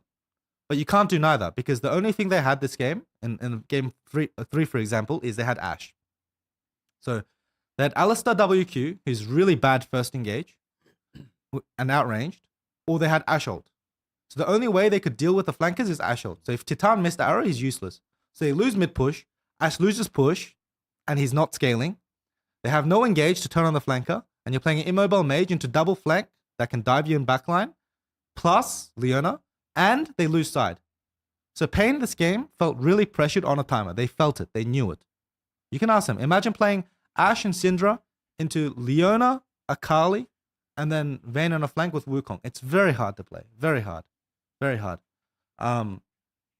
So And game 2 was hard too. Game 2 was, I think game 2 draft was really bad. Like I think if it's just like low prior on lanes, super low prior on lanes. I think like if it's old Rumble, where it was really OP in our patch, it's fine. It's like the draft is good. But in this patch, Rumble's mega nerfed. So In the first 2 kills, the double kill in the top lane, Wiser stepping on the tree bush 4 or 5 seconds earlier. Yeah, it's just waiting for Kaká because Kaká is there for make the cover. Yeah. Every fucking game, PSG make the same dive, the same movement from the top lane. And Pain knows about that because Kaká is there for making the cover. But I think don't waiting him. I think the early game skirmishes is one thing, but I think the draft itself was hard to play, in my opinion. Like I think the Rumble is very hard to execute. And the other thing for me is like, actually in Pain Gaming, in my opinion, outplayed a lot of the areas of PSG in early game. For example, in game 3, PSG tried to dive bot, and Pain traded sides and dove top and killed Vayne, right? For me, the game is already really good for Pain there. Yeah. They can snowball from this position. And PSG made a really big mistake letting Vayne die instead of just covering to defend and playing the lanes. Because in mid-late game, they will win. Even against Syndra, right? So actually, Pain is playing a really solid early mid game right now, but they're just, I think, not identifying the strength of their team. Like when I say Dinkiera Smolder is fucking bad, I mean it. I think it's fucking bad. But I think his Corki is fucking good. I'm not flaming the guy. Guys, like everyone has a strength. Like for example, I think Smiley on Senna is fucking bad. It's disgusting. Like I can say this, you know? Titan on Ashe is really fucking good. Okay. He's really good on Ezreal. He's really good on Ashe. He's really good on Jhin. Okay. He's good on Lucian. But give Titan, I don't know. Sivir. Sivir. It's like terrorism. It's Guys, terrible. It's because here in Brazil, I see everything's scaling very much. When you say something is good, everyone say, "Whoa, you see SeeEl say about this Titan. Kalista is amazing." You only say good. But SeeEl say Titan is a great player, Kalista. But when you say this guy here is very bad with this champion, he don't only hear your analysis about the champion. He thinks you're Personally flaming. yeah, your personal flaming the player, you hitting the player in the face. Everything here is scaling so fast. But bro, like, I don't care. You either listen or you don't. Whatever. Like, it's up to you. If you want to learn, then you can learn. For example, I think Titan Kalista is not good at all. It's like more Kuri. When they play Kalista, Kuri plays really fucking good. Really good. Like, he gets carried in that lane. For sure. He's okay. But I think, for example, Smiley Kalista is better than Titan Kalista, right? It's not personal, guys. Every player is going to be good at a certain champion and bad at a certain champion. Unless you're like Chovy. Thank you very much. That's fair. Yeah. Unless you're Chovy. Then you're not really a human being at that point, you know? Next question here. Bruno Lindão mandou aqui. Hey guys, SeeEl, now that split is over, what would you say are pain game trends going towards? Also, how much pain game play impressed you today? Big fan. It's the same question, right? Said the same thing. I answered the question, basically. Yeah, the same question. Heitor William mandou. Hey SeeEl and Shep. And now Joko. SeeEl, do you like American football? What do you think we can take from coach staff mentality from the American football, is the NFL, and apply? It's American football? No. Is it NFL or soccer? No. And apply it to league. I think it's NFL. It's NFL. Trying to say NFL. It's NFL. In a funny way. Yeah. Guys, I don't have time. I don't have time to watch these things. I don't have time to watch football. Like, I think we never talked about anything non. I'm guessing NFL now. Yeah, I saw. Yeah, seriously. In like, But I didn't understand anything. in like 6 months, we just talk about not just law, we talk about other things, but just competition. Yeah, I think so. I think we never had a talk about like Beyonce. This off season is the first time I did something else other than league. I played some poker. Nice. I really like. And poker. you have a balloon trip. No, but that was for work, and I was really. Scared. Was that good? I mean, it was cool for like 10 minutes, and then you're just sitting there, and there's a balloon, and the guy's doing the flamethrower, and I'm sitting there. I'm like, okay. But it's When more I go about, down. It's more about like realizing. It's like a really novelty elevator. Okay, guys, cool. It's about seeing the sun, the sunrise, realize Yeah, the that was life it was very beautiful. Tuve was very beautiful, very beautiful. But then after like 10, 15 minutes, you stop enjoying it. You know, it's like a really good bottle of wine. The first sip, beautiful. Second sip, beautiful. Then you have like 2 glasses and you're too drunk and you're like, okay. If you mix it with some shit wine, you probably don't notice. At all. Vinicius Gustavo. Hey guys, SeeEl, what do you think of Marvin? Does he have a future in South Conference? I was talking to him today. He came to my house to give me my bike. I think he's a good player. I think, but there are a lot of good players. That's my opinion. I think it's not easy. There's 6 spots and two invitational spots. Yeah. And now that the league is getting more competitive, I think it's not easy. It's really not easy. I can name you like 30 good 80 carries across the globe that don't have a team. Yeah. But I'm not going to say it because people are too stupid to look.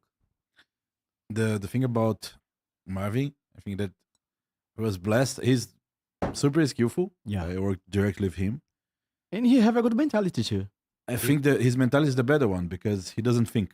But he has a really good team too. In my opinion, Yes. like, for example, Giggs is really underrated for Academy. I think he's solid in lane, like for sure. Most people think he's bad, but he's actually like good for Academy. Good. He has Tatu, who I think is the best jungler in Academy. I impressed, very impressed with Quats. Not really, not for me, but he was okay. In the mentality. Okay, In the gameplay, I don't to him. see a lot. I didn't speak to him, but like he had a good team too. You know, it's easier to look good in a good team. That's why Kaboom is like such a miracle. Like, it's unbelievable how you can look bad in this team. Yeah. One thing that people don't know about Marvin is that when I was like assembling that team, I didn't have Giggs because Giggs was supposed to go to CBLOL. Yeah. 2 teams. And then last second I pulled something that I will not get in details that I could get him. But if I didn't get him, it would be so much harder because when I got Gigs in the team, I said that his main role was like teaching Marvin. Yeah. Like No, but I think Marvin's good. he's good, but like he's mechanically good. But Yeah. teach him about The map. the map, about how Gigs likes to play lane because I knew he was already solid. So for the first like 1 month and a half, I would do like my review, and then they will have like bot lane review among Separately, themselves. yeah. So for Marvin, I think that Gigs was like super important for the fast growth, you know. But I think that Marvin has something that I can't explain. I don't know why. It's the a dude is mystic. like no, really like he's blessed on some stuff. Dude, if I could tell you, like He's big. I think Next maybe I question. don't know. I don't know. What do you think about Shapi? I'm talking about the big I keyboard. thought about game, for example. Big keyboard. He used a small one. He's a small one. He used a small one. He's a small one. No, but really, like a lot of things happened in sequence that shouldn't happen. He's like blessed on some things. It's not about how big or small the keyboard is. It's Yeah, about how well, you use the keyboard. Yeah, exactly. It's the magic. It's the magic around the keyboard. The last question here, Pedro Miller. SeeEl, I believe in the scenario like in the weak scenario like CBLOL, it's possible to play out meta with different champions only to dodge the meta and have a easy life in group stage in the early game. And Entendi o que ele quis dizer. he says something. Here in Brazil, we have a very weak region. So it's a thing here in Brazil to use champions of meta to play in the easy way and not learn about the champions, not Malachi. using the real force, the real strength of the meta. You agree with that here in Brazil? I think that it's a matter of scouting. Like, if it's really player caliber. Like, I talk about this a lot, and this is why I actually think it's not easy for Marvin to make it, personally. Although I think he was a great player in academy for sure. Is that like, you can't disrespect player caliber.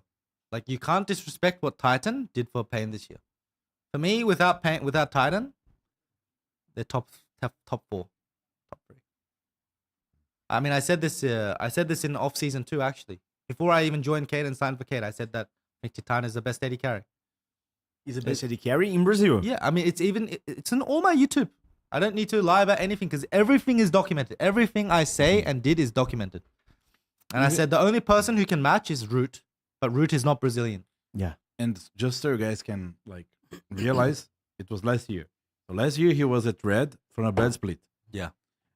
And I was always saying that too in here on podcast.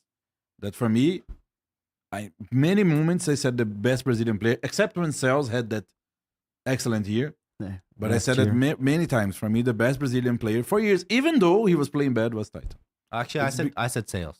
Yeah, no, I said Cells too. Oh. But like prior to Cells having the split he had, Yeah. I would say Titan. Then I said Seals. Like Titan, like what I'm trying to say is coaching is a very humbling role, because when you go on stage and you leave after draft, there's nothing you can do, nada. And even in trading, the amount of years of experience that people have built up, the tens and tens of thousands of hours these players have spent to learn and train in the game, you cannot disrespect this. You cannot disrespect this. Really, you can't. And so, realistically, for me,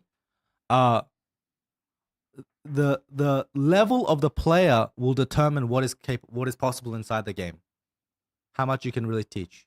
And the problem with Brazil is not that it's a bad region. Brazil is a really fucking good region, right?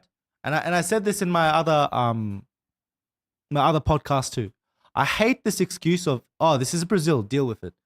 I hate that fucking too. hate it, right? I think I said it with your interview, Yeah, right? yeah, you say to me. Like I said, but it doesn't matter if you're in Brazil. You have one of the biggest fan bases in the world. I chose here over Europe and North America. I chose here over LEC, LCS.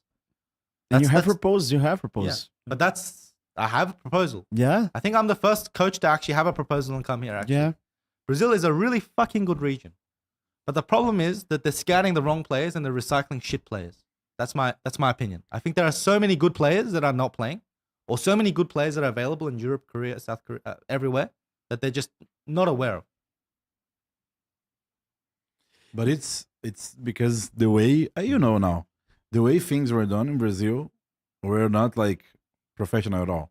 Yeah. Like for many times, the players did the team, not the coach. I think the huge issue was we lost a generation in Brazil. Yes. The generation that was meant to make us a lot better, like Talkers, Revolta, these I guys, say all the time they that. don't coach. Yeah. So the new generation of coaches were bad players. That's Whoa. no okay. offense. Okay. Like there are very few coaches that were I am actually first good generation, players. okay, guys? I am safe on that. You're fine. You're the generation before, I am before that. Because here in Brazil, God. we have and you are a decent player too. we have a thing here in Brazil because we have to fight against the weakness of our money or the currency, because when a player are very good here in Brazil and when he retires, he receive a proposal from a bet company from something in the entertainment way, and it will pay much more for him than become a coach. So he don't think two times. He go into the entertainment, he go to the stream, he go to the bet. He never go to the coach way. So we lost Talkers, we lost Revolta, we lost more than 12 players. For me, I with think that. that's kind of bullshit though. Let me think? let me say this.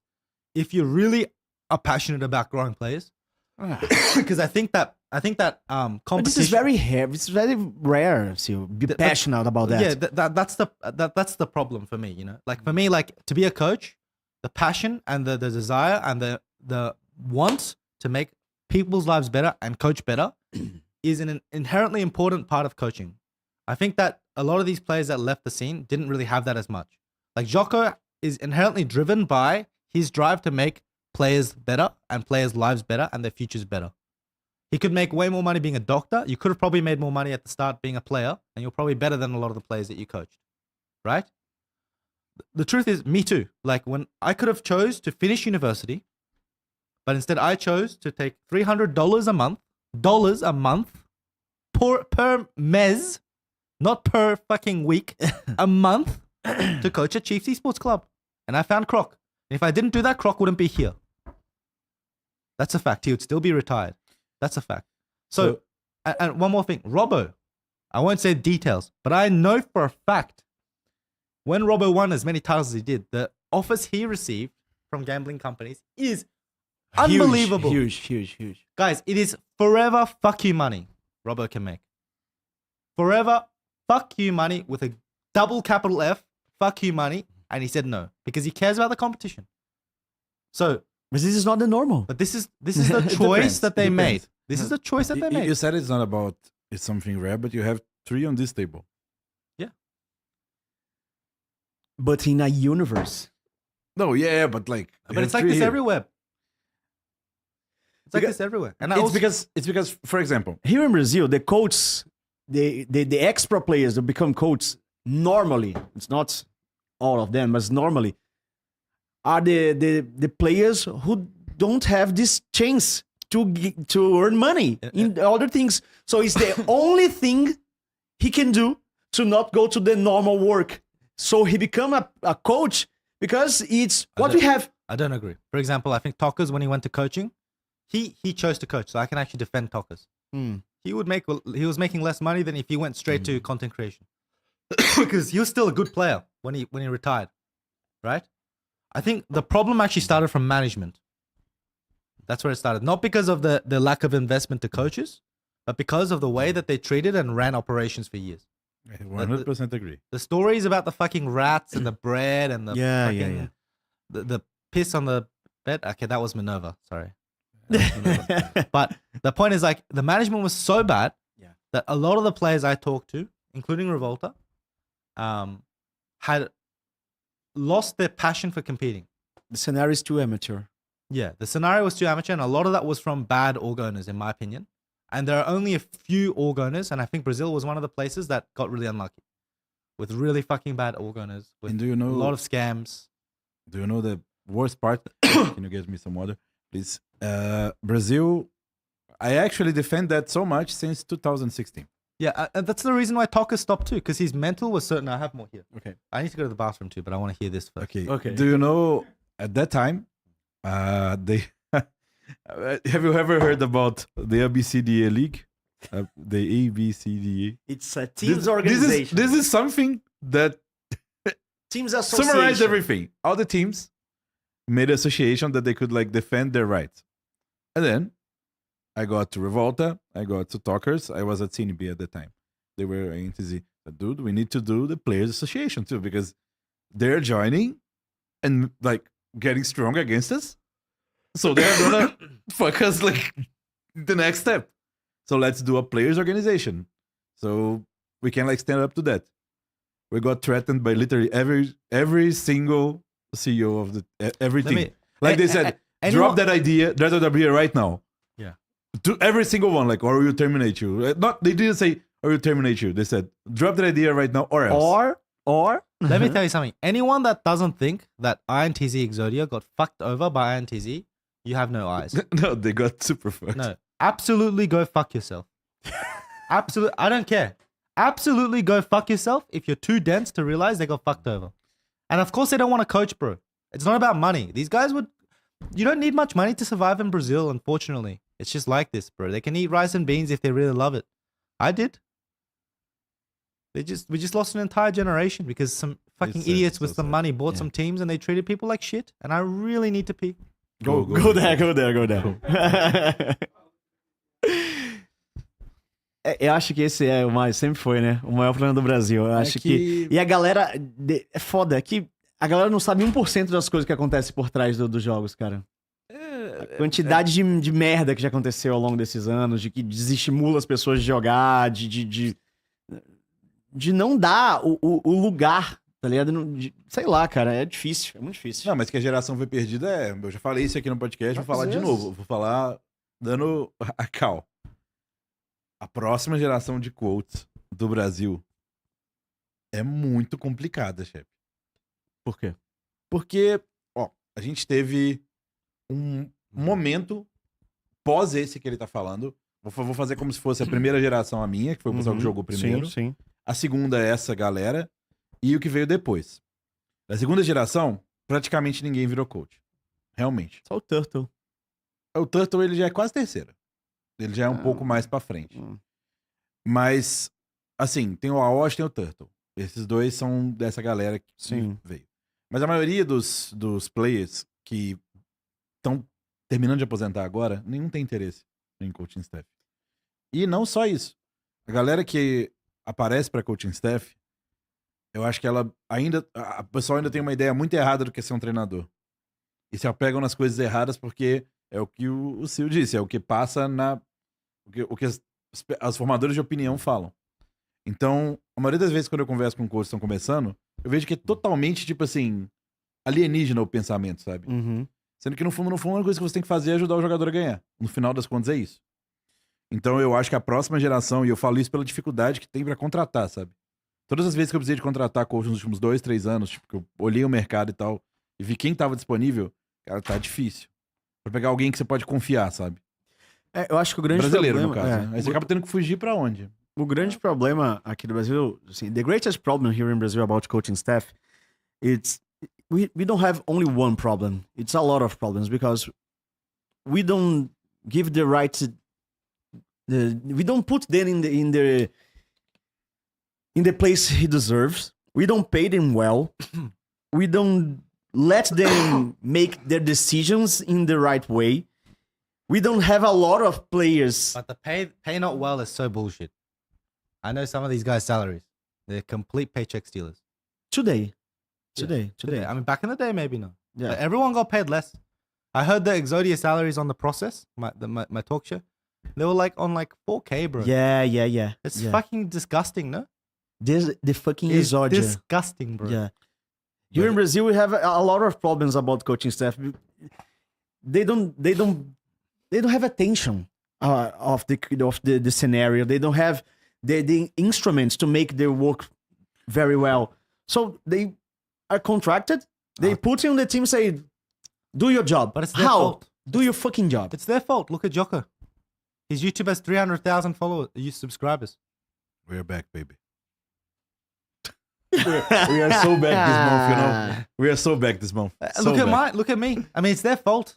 It's their fault. I always said that to everyone. I think the one that I said that the most was the one I had most faith on. That was Maestro. He was the one I had most faith on. I always said to him, dude, work our media, because he was like on a roll at 2017, 17, 16. So yeah, guys, you guys are coaches. Don't do media. Leave it to me. It's getting easy. No, really, everyone should do. I said that to literally everyone that wants to be recognized on scenario, like jokes aside, that they need to make a stand, you know. They need to make something. Everyone tells me, I want to be a coach. Or how can you help me? Like, show me something. Do something. Even if it's like what you think, you know, analytic work, something.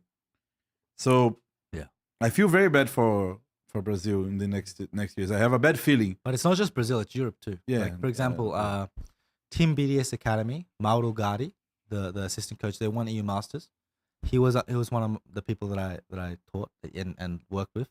He didn't do any media, and then he got all the way up to LFL because of that. I think he's probably going to coach LAC next year. That's my guess. Sote, Davide Gira, he was did zero media, started doing some media. He's in big Berlin International Gaming, a German team. Not so good team, but definitely a ways up. There are just so many coaches. Apple's the Carmine Corp coach too. I coached him too. You know, media is such an important tool because people just don't know what you do. They literally don't know what you do. And people just expect coaches to be useless. So when a player sees your content and realizes you're not completely useless, they're like, oh, well, he's already better than half the people that I have. You know? So you got to do content. But it's hard starting out, you know? Nowadays, it's hard to start out. But in the end, I think the greatest problem here in Brazil is still we are amateurs in a lot of things here. How we manage this scenario. In the end, it's all about the motherfucking money, unfortunately, because I think we need to achieve some middle term in money and passion. But in the end, I think do you know who said that literally yesterday? Who? In the end, it's everything about money. CEO said that literally yesterday. Sir? Yeah, because like everyone was spamming him on his stream about next year. Then he said, guys, you know the drill. Like, we want to win, but we need to be cautious, monetarily wise. We are not gonna do miracles in the transfer. I think that Root was a semi-miracle, you know, because I think everyone criticized Loud when they brought out Root. Everyone criticized Loud. You weren't here. Everyone said this guy is washed up. Yeah. Now he is like leagues ahead. Yeah. We can go other I mean, leagues. same for Smiley, right? I had super normal. But in Root case, I think it was like above the criticism was much above because of what was happening with Loud, and he was actually like away for 1 year, you know. So everyone didn't think like the scout was done, that he actually went through the turbo to find someone good. And now, if you say that he stopped playing for 1 year, everyone can't believe like how this guy Root stopped playing for 1 year and then came back. Yeah, came back. You say all the players of Keyd in this moment are free agents. They are in the market to hear proposals. They're not free agents. They're not free agents. Free agents, not free agents. They are in the market. They're in the market. I want to see. Okay. I want to see. What that means? You want to change all the team for the next season? No, God, no. There's a world where we just play same team. It's just like, hey guys, we have this piece. We have these pieces. Is anyone interested? Then I'll look at all the other pieces available in the market. It's like football, you know? Yeah. But what you want for the next year? You have a plan? Yeah, that's my plan. Stay with the 5? No, my plan is to see who's available on the market. Assess what's available. Okay. Yeah, I mean, if you have, if any of you guys have like fuck you money and you want to spend on some of our players, then I'll think about it. And something that I agree with SeeEl, I always say that on podcast too. I think that every single year change, you need to at least assess the possibilities. I actually said this to Hugo too. Oh, really? I said even I should be on the market. Yeah, I said because I think I'm replaceable. I think they Everyone is replaceable. everyone is replaceable. I think that they put too much value on me. I said, guys, if someone comes to me, Hugo, and says, I'll buy SeeEl for 2 million reais, you wouldn't sell me. And Hugo said, no. He's looking at me and said, no. And I said, then I think you're dumb. I think you should sell me. And I Absolutely. Absolutely. yeah, absolutely. You should tell me. The same thing. That same thing. Like, look at I'm just going to see my players. Hey, anyone want to buy them? Let's see. Let's talk. But you don't have a more, how can I say that? Yes, he has something on his mind, but he won't say because it would spoil. No, I don't want him to say, but you have a plan A for the next year. You have I can talk about coaching stuff. About coaching staff, you yeah, have? Yeah. I mean, coaching staff, we're going to change the entire structure. Yeah. Structure or people? Structure. It'll be like, people not so sure.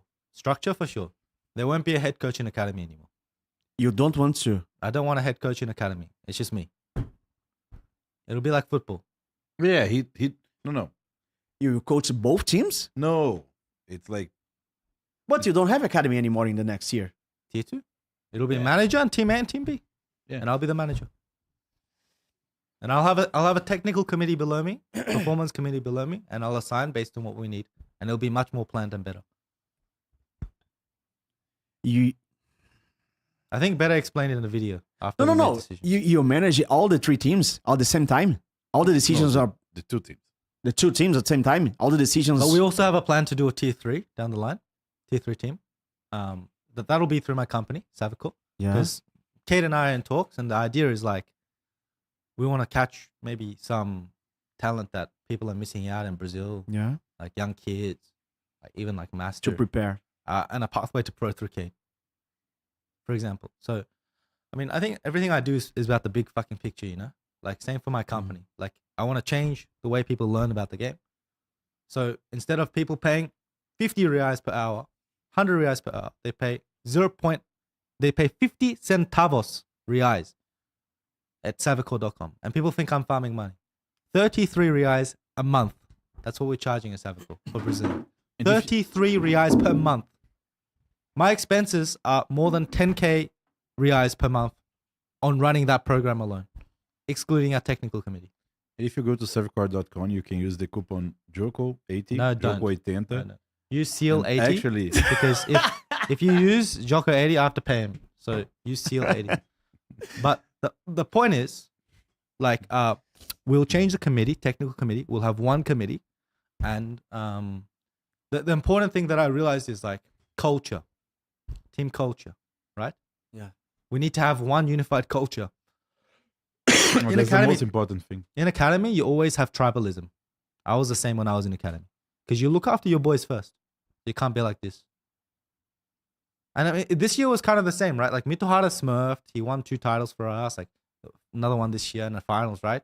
He did really good, Mitohara Lukes. But there was still a little bit of tribalism, I would say, like looking after your boys before CBLOL. Whereas it should just be one big team in my head. And it was one big team for me because I made the decision to change 40% of the roster. I changed mid and jungle. And people were like, why? Right? Uh-huh. People were like, why the fuck did you get rid of Tai Chi? Oh, I won. That's why. There you go. So Brazilians love winners, right? There you go. I won.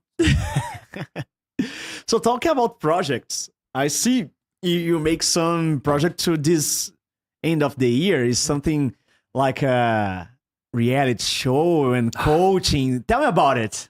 Again, it's the same thing. I'm here to change shit. Like, I want to experiment. So the first episode is a bit more expensive because I had to overblow the budget to see, just in case that it would run over. Because I want like a cameraman there. I need to pay for the bootcamp facility. Shout out to Ace Bootcamp because they're helping us. They're giving us a discount. So Ace Bootcamp? Ace Bootcamp. You know, Tata's? Tata, yeah. They're giving us a discount so we can run this experiment. And the idea is like, I want to run a talent development program. But I can't do it for free because, for example, I want Jocko on there. And I'm not going to say, Jocko, come here and coach these guys for free. I mean, he would, to be honest. But I don't work like this. You know? Like, if I say, Jocko, come to the bootcamp and coach people for free, he would say, yeah, sure, okay, I have time. You know, I'm I'll do that for you. yeah. It's the same as him coaching. It's like, oh yeah, I could earn $1 billion being a doctor, but anyway. But I want to pay him, right? I need to pay for him. I need to pay for the camera crew. I need to pay for the boot camp. But the idea is like, the initial idea was a reality show. I think it's not so good because Gillette, if they do another one, it'll be like a poor man's Gillette, and I don't want to just do it for entertainment. I want to do something that captures people's stories, something that is actually entertaining. So it's going to be a story of improvement in the 7 days. Why they came here. 7 days. 7 days. Okay. It's going to be 7 days, food, drink, everything provided, computer, sleeping, everything. And I'm going to be there the whole time. They will sleep in the boot camp? They will sleep in the boot camp. It's 24 hours, 24 hours available, day. and I will be there too. Okay. And I will stream maybe 4 or 5 hours a day there, and I'll also coach them the whole day. And the idea is I want to capture the experience of, okay, why they're there, what's their journey, and what can us as coaches do to help them reach that potential. Some of them are coming in as coaches, some of them are coming in as players, like people that want to be coaches, right? So it'll be a lot of education, and we want to capture the education part too. So like the way I'm thinking right now is I want to capture the education and like teach the audience that watch the episode about the game too, you know, at the same time. So it'll be a very different type of like docu-series, reality show. And I'm trying to convince the guys that made Behind the Stars to come and do it. And hire stuff. So it's going to be like, for example, okay, say person A comes in. Okay, I come from Higienopolis. I really want to be a pro player. This is my story. And then we guide them through and we tell the story. Higienopolis was very specific. Yeah. There's no one from there. It's the first one that came to my mind. No. I know. It was very specific. Yeah. Who will be with you in the staff to teach the It'll be me, but Tio Ben will come, the Kaboom coach. Oh. Joko will come, and Tokas will drop by too. Whoa. But it'll be like I want to capture their story, and I want to make it a seven episode docu-series, one for every day, to kind of capture the improvement, what they learned, how they feel about the thing, and yeah, it's gonna be a bit different from like a prize or something like this. Hey, you asked that. You don't have a prize to the win in the end. It's a process. Yeah, and they will pay too. These are paid customers, right? But I want to see. Oh, you pay. They're paying, I think, 6K reais per person. Okay. How many persons are in the? There's up to 13, but we've filled 5 right now. 5. Okay. So there's still people. 7. You have 7 vacancies. 8 vacancies. 7 to 8 vacancies. Okay. But the idea is like, you know, we'll see the budget. We'll see how much it costs. Like, for example, I think like a cameraman per day for 2 people is like 3 or 4K. It's something like this. And then A good one, yeah. yeah. I mean, and then I'm thinking, do I need a host? Like, do I need a female host? I was talking to you about this, right? Yeah.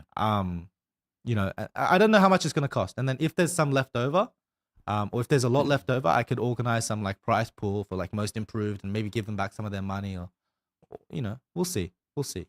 But the objective is, if we know how much it costs, if it's very successful, if people like the show, then I might do another one or more for much cheaper, you know? Yeah. But for now, I don't know how much anything's going to cost. So Like he's running sponsorless. Like the Yeah. only sponsor but I didn't tell you this. I'm working with Pedro Nordskog. He's going to be my talent manager. And he was the head of operations for Yes Theory. He's a Brazilian. He's a very, very big YouTube channel, 10 million plus subscribers. What's his name? Yes Theory. His name is Pedro Nordskog. yeah, I know. But he recently left Yes Theory, and he's going to work on the marketing side of things and try and get us sponsors for. And shout out to Pedro. He's fucking incredible, this guy, for the process as well as the show. And if we're successful, we're able to find partners, then we will we'll see the Step it operation up. cost and step it up and provide more. How you create that idea? How that idea comes to you, and why you do that? I mean, I'm always thinking about business and content and coaching, and I was like, why is no one doing this? Like, the reason I don't stream right now is because, like, I think if you want to do content, it can't be the same. You can't be the same as other people. It needs to be better and bigger and smarter and more innovative. That's why I came up with the process, you know, yeah. like an English-themed, an English-speaking podcast for Brazilians, talking to a global audience. That draws a lot of very unique sponsors. that want to talk to English-speaking Brazilians specifically. Yeah. And I can tell the story globally, right? I can tell people's stories globally. Like if I can get a big name there, like TT, I really want him there. I think he said that he would come on actually. His story, not just in Brazil, he's a legend. Yeah. But for me, like It's this, unbelievable. his story needs to be told everywhere. For me, It's unbelievable. yeah, it's really unbelievable. Really No, unbelievable. the last part is unbelievable. What is The fighting part is unbelievable. fighting? Yeah, he's You don't know. fighting. You don't know. The boxing part. Yeah. No, the part that I think is the most unbelievable is that I know him from quite some time. He's a Yeah, personal friend, and he was an older guy like me, like his first generation. Yeah. But the drive he has is something unheard Yeah, of. but I never saw that on any player. Even coming back, bro. Like I Yeah, respect him so much because I heard about his story. But when I said he was gonna come back and play, I was like, "You're gonna risk your whole legacy for this." I say this to him in this chair. And I said, and he was like a master, bro. Not that he cares. I think he had another account. He's climbing it now. He's almost challenger, I think. So he's actually a lot better. So he's probably not tryharding. But I was looking at his solo queue games and I was like, watching his stream. I And was he like, hates solo queues. He hates solo Yeah. queues so bad. but he's grinding now. He's Yeah. actually trying. But before I was watching, I was like, God, this guy's like really bad. you know? But he did because he's like this story is so like just unbelievable. You know? in the space of 3 years, he learned how to sing, and was like, do you know that guy that was like the rapper that was on Belo Horizonte? Yeah. He actually did some things with him. Yeah. He was like, he was not the best singer of all, but he could like pull it off, you know. That's could- cool. Even pulling it off, I would never pull it off. Yeah. Maybe Shabby because he had some. No. Yeah. I would never pull off like singing in 1 year. And the fighting part is terrifying because he actually like was training like a pro fighter. Yeah. Everything he do, It's he like, do with everything. Yeah. He puts but it's his not soul like in symbolic. It really, Yeah. the drive makes other players around him play better just because they know he's giving it I all. respect that so fucking much. That's how I think content should be too. You know. that. Yeah. But he Yeah. is a guy that has his priorities too. For example, it's not like he's just like I'll do everything in my life for this. No, he respects himself. Something I don't know if you know about the clock joke. They told you that. No. It was unbelievable but amazing. When he was on Flamengo, I suffered it. I was one of the first like victims. He said that he had his life, his compromise. He's an older guy, yeah, but like he needs to do his academy. He needs to take care of his health. Academy. Nah, academy, no, gym. Gym. Gym. Academy. Yeah. Needs to go to gym. So he said, guys, I need to have time for this. So my scream can't go above 8 p.m. I can't stay here above 8 p.m. at this facility because it was away from his house too. So 8 p.m. I'm gonna go home. I respect that. And then, like everyone said, oh, okay, 8 p.m. go home. The first scream that actually got delayed to 8 p.m., he paused the game and went home. I fucking respect that. And like he just said that, he just showed the clock to the coach. I know the clock at the time. He's the coach that was the time. He just showed the clock and went home. Paused the scream and went home. And no one said anything because they knew he already warned. Like it was not like warranted. But when he says, let's stop 8 p.m. People I think him and I would get into an argument.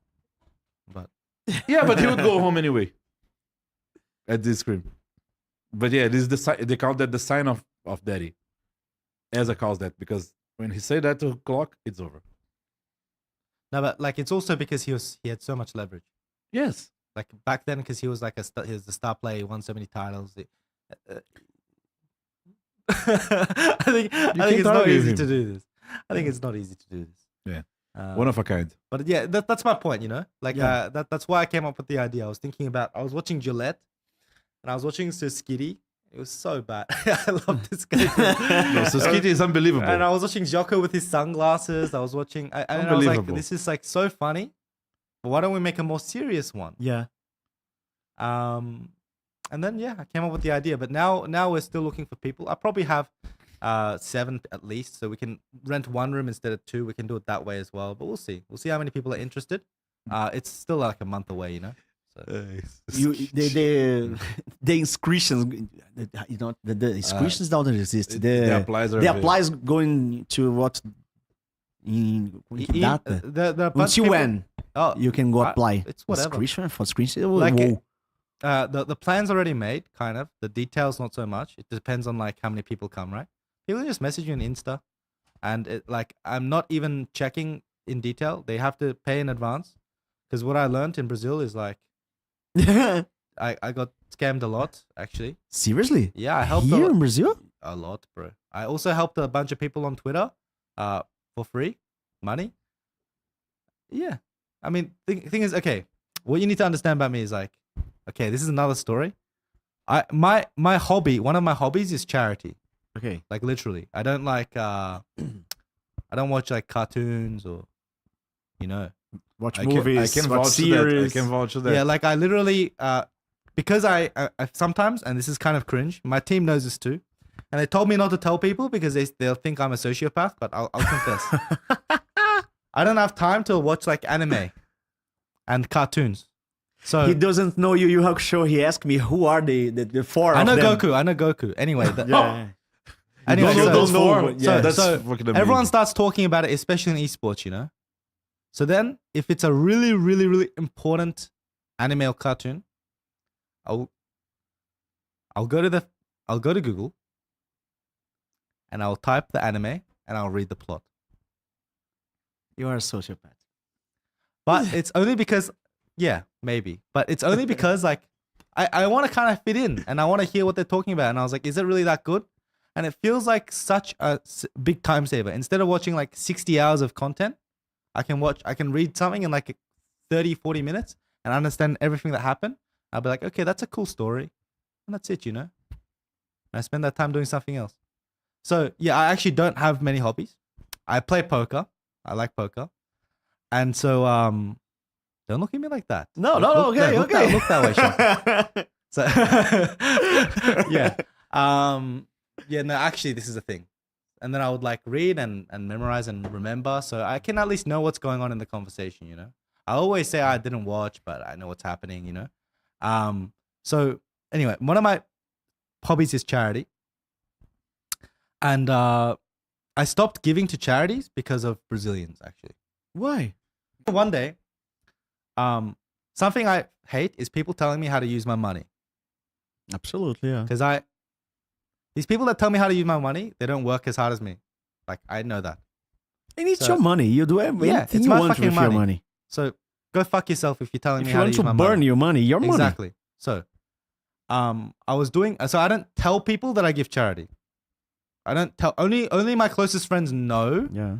from like receipts, or if it's like a public donation thing. I think publicly I've given away at least 15K, at least, but privately more. You know, privately more. So, and this has been for many years, you know. And so I was doing this stream where I was giving coaching away, and my coaching hourly is like 110 euros an hour normally, and that's cheap, by the way. So have some respect on that. It's actually cheap. But then because most of my clients are Europeans, pro players, you know, I don't work with regular people often. But then I was like, okay, like Brazilians can't afford it, so I'll do one for like 200 reais an hour, right? And I'll give all that money to charity. So I started a stream and I started coaching. And I had a bunch of people like communists and stuff like go on my Twitter, retweet my shit and say, this guy's farming money in Brazil. And I was planning to like give the money away, you know? So I got so fucking annoyed. I just said, this is for charity. I gave all the money. Then I never gave charity again. Holy shit. Yeah.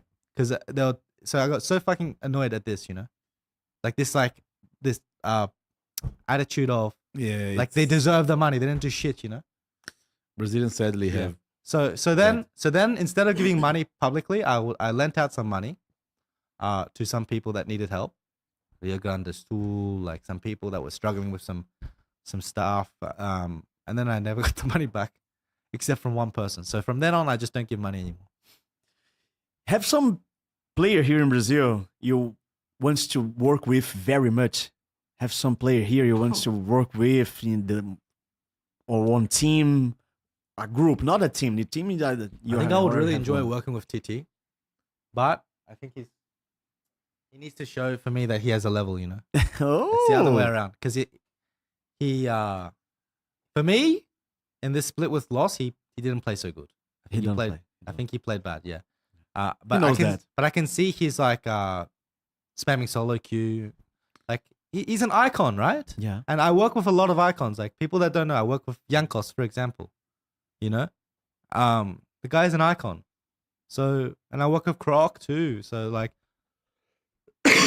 you know, I think that his return, I'm not like judging the return. I think it was awesome, but I don't think it was awesome. I think it's horrible. But no, it was awesome. Like him getting him back is awesome for us. But the way he returned, we talked about a lot about that. I think he saw an opportunity instead of like planning it out. It was not planned. Because if he planned it out, he would be doing this grinding. It was planned, Joko. No, because but he said not this with to enough time. He said that he to was us planning. here. No, he was planning even before. Yeah, he But said to us here. I think what No, I happened know, was but not planning like. He say, I I know will it was come back planned. in the second split I of know. 2024. He I say know, that. but like Last year. when I say it's not planned, it was not well planned. Yeah. Like I okay. think that he didn't prepare. Like if I know I'm gonna come back in second split, I should prepare according to that. I think he was not. here's my hypothesis with what happened with TT. He boxed, he made a bunch of money, he looked at his bank account, and he was like, oh, I have a lot of money. I think this is actually what happened. And he still feels that competitive itch. Anyone that's played any kind of competition, even Joko probably nowadays thinks about playing sometimes, you know, he's like holy shit, I want to play, you know? So I think he had that competitive itch for a really long time, that's my guess. And then no teams wanted to touch him. So then he ended up just going for the only option available in the second split because it was in his plan, you know? But I think what he should have done is he should have spammed solo queue, even if he hates. He should have gone to Korea and made sure that That's a plan. because he has fuck you money, you know? For sure that guy has fuck you money, you know? Maybe I'm wrong. But my hypothesis is he for sure has fuck you money. You don't know the entire story. It's much more. Much more than fuck you money. When He's a giga fuck you money. when he started like streaming, Yeah. he would do like I bet you don't know about this one. You know about the trademark, but yeah, he started selling caps. Oh, Hashpeta, I know that one. Yeah, but yeah. Respeta now it's because you are not on It's a Rio. huge If you street. It's go to really Rio, street. I'm yeah, aware. It's I'm aware. like it's already it outgrows him, you know. Yeah. So But I think money is not a problem to him. To say fuck you money for people that don't understand, it's like a slang in English, like English speaking countries. It's basically saying like you have so much money you can say fuck you to your boss and walk out. That's the Yeah. context. So for those of you viewers that are confused, that's what I mean by fuck you money. So he has giga fuck you money. So the guy, like the problem is he values his partner, his diet and stuff a lot, you know. But for me, he needed to eat like Korean fried chicken, eat like shit for like 2 months and go to Korea and play. That's what he should have done. Yeah. And then it would have been a lot more because he has the level from before, you know. The guy is He can afford a bootcamp in T1 if he wants. The guy could probably buy some T1, you know? Like the first floor or something. I don't know. But when I said he didn't plan it out, it was like that. He didn't plan maybe on the right way to come back. But he's like humble enough to know that he needs to step up in the end of this year. I think he didn't play that well. But have you ever seen any of the Lost podcasts? Especially the first ones? Yeah. Oh God. Yeah. The things there were like really messy in the Yeah. beginning. Yeah. Really messy. The last 3 super chats here. Heitor William, I'm currently Diamond 2. I know for sure that I will never get to the competitive as a player, but I'm really passionate on league and on data analyst. Is it possible to become an assistant coach with that? I mean, bro, There are different things. when I started coaching, I was like Diamond 4. Yeah. But thing is like, here's my realistic advice. Okay? You're passionate about competing and League of Legends. You're not passionate about typing numbers on a keyboard, right? So if you become a data analyst, you'll be typing numbers on a keyboard. You're wasting your time. A lot of numbers. Just go work for a bank or something, bro. Like, no joke. Like, this is not me like being rude. This is me giving you realistic advice. Like, coaching is boring. A lot of Good people, coaching is boring. You have to sit there and watch people play for like 6 hours straight. a lot of people just want to be in the scenario. I want to do anything to be in the scenario. Yeah. And I'm saying it's not your helping. image and your thinking of like, okay, you can play video games for a living is like really wrong. Like what's fun is being a player, bro. If you're a player, that shit is so fucking fun. If you're a coach, especially a data coach, you're just making Google spreadsheets all day and it is miserable. And you have to be really good at understanding the game too. So you're constantly studying. It's a lot of work and you're being paid like shit. Like shit, bro. It's just a lot of repetition every single time. And like if you're playing, okay, maybe you're having like you're doing something, you know. Yeah. But there's a quote, for example, at Malaysia when we did the first tournament with North Kings, we would do like we had like for 1 week 200 games. No, not 200 games, but like a lot of games. It's boring. It's really boring because sometimes you just like as a coach were like looking and taking notes and like saying stuff. So first year is gonna be fine, but if you're not passionate about it, it doesn't work. But even you need to be like really passionate about it. It's because data analyst you can't be. I don't know how can someone be passionate to numbers, but for me, like you become a data analyst in League if you're already passionate for numbers. If you're passionate about numbers and data itself, not just the game. Yeah. Like for example, okay, we pay Bill okay. We actually don't like underpay him a lot, in my opinion, compared to like industry standard. So Kate is treating Bill okay. But for those of you guys that don't know Bill, the guy is like, I talked about him in the first episode too. The guy went to the University of São Paulo, which is, I believe, the most prestigious university in Brazil. Yeah, USP. He can work in like Uber or these companies and make like 20 times his salary. But the guy can't live without competition. The guy's been a competitor all his life. He was a college basketball player. He actually taught me basketball. People think that I'm really good at basketball. I'm actually fucking dog shit at basketball. That guy is like legit a competitive basketball player. Yeah, he gained a little kilos. Yeah, people that know Bill, he gained a few pounds. But back in the day, he was a prime athlete. And so the reason I changed him to a coach and data analyst is because the guy has so much passion for competing and he would rather die than like not compete, you know?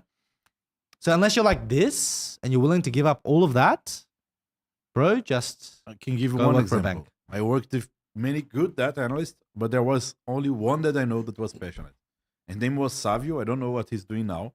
I worked with him on Paying on 2018.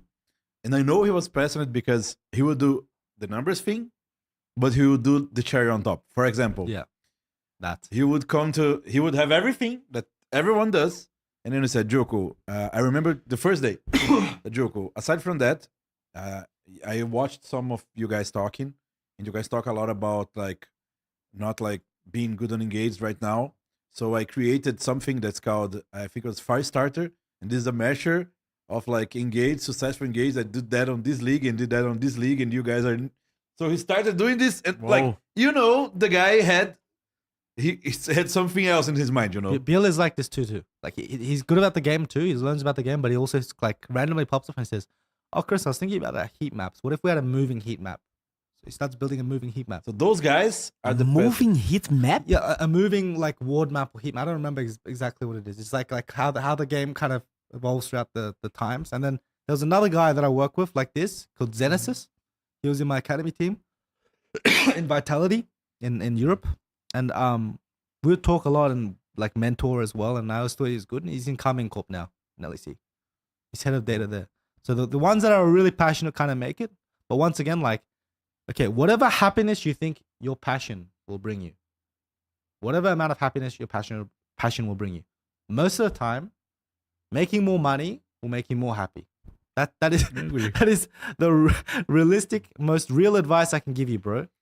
Like if you're skiing somewhere in like the Alpine Swiss Alps because you make fuck you money, you're probably going to be as happy, if not more happy, than sitting there punching numbers for a kid's game.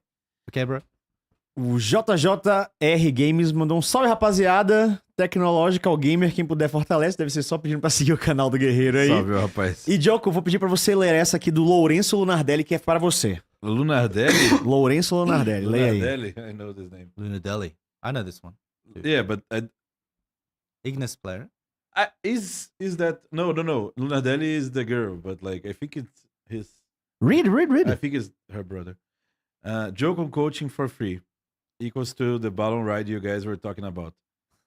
What? Okay. Only for the first what? I don't Only for understand the first anything. 15 minutes. You. What can you say? I don't understand No, anything. I understood what he said. He was saying that It's because of that like it's because he said that I would coach for free. You would. I would. But he said it would be like the balloon ride. It would be fun just for the first 15 minutes. Yeah. I think that's what he meant. And said, "See what can you say about Jana?" And Jana. Yeah. Jana. I mean, I think it has spots. Like, I think it was a lot better in Split 1. Yeah. Into like Card Engage, for example, it can be okay. It's because Jana has some prejudice here in Brazil. But in solo queue, for example, I think the champ can be very good. Like, you can win a lot of lanes. Seal, thank There you was very another much. one, no? No. I read that That's it? first. Okay. Thank you very much for coming here My in pleasure, bro. MD3 another time. You want to say something to your audience, to your fans, make some merchan? Yeah, I just want to say thank you very much. I think I spoke to Igor Correa, the guy head of Riot Games in Brazil, and I do genuinely think that it's a pleasure and honor to be able to compete in this country. And I said at the start of the year that I will commit to staying in Brazil for a long time, and I intend to keep that promise. Because I feel like I owe the country and the nation of Brazil for giving me an opportunity to work here. I love the people. I love the culture. I love everything about this country. The only thing that was up in the air was, okay, if Keyd didn't make Southern Conference, then it was a different story, right? Because then my project would be up in the air. So, but they made, I'm pretty sure. I'm hoping. According to all signs. According to all signs. So, if those signs aren't fake and I make it, I'm committed. And I really appreciate the opportunity. And I'm thankful for all the support and the hate, actually.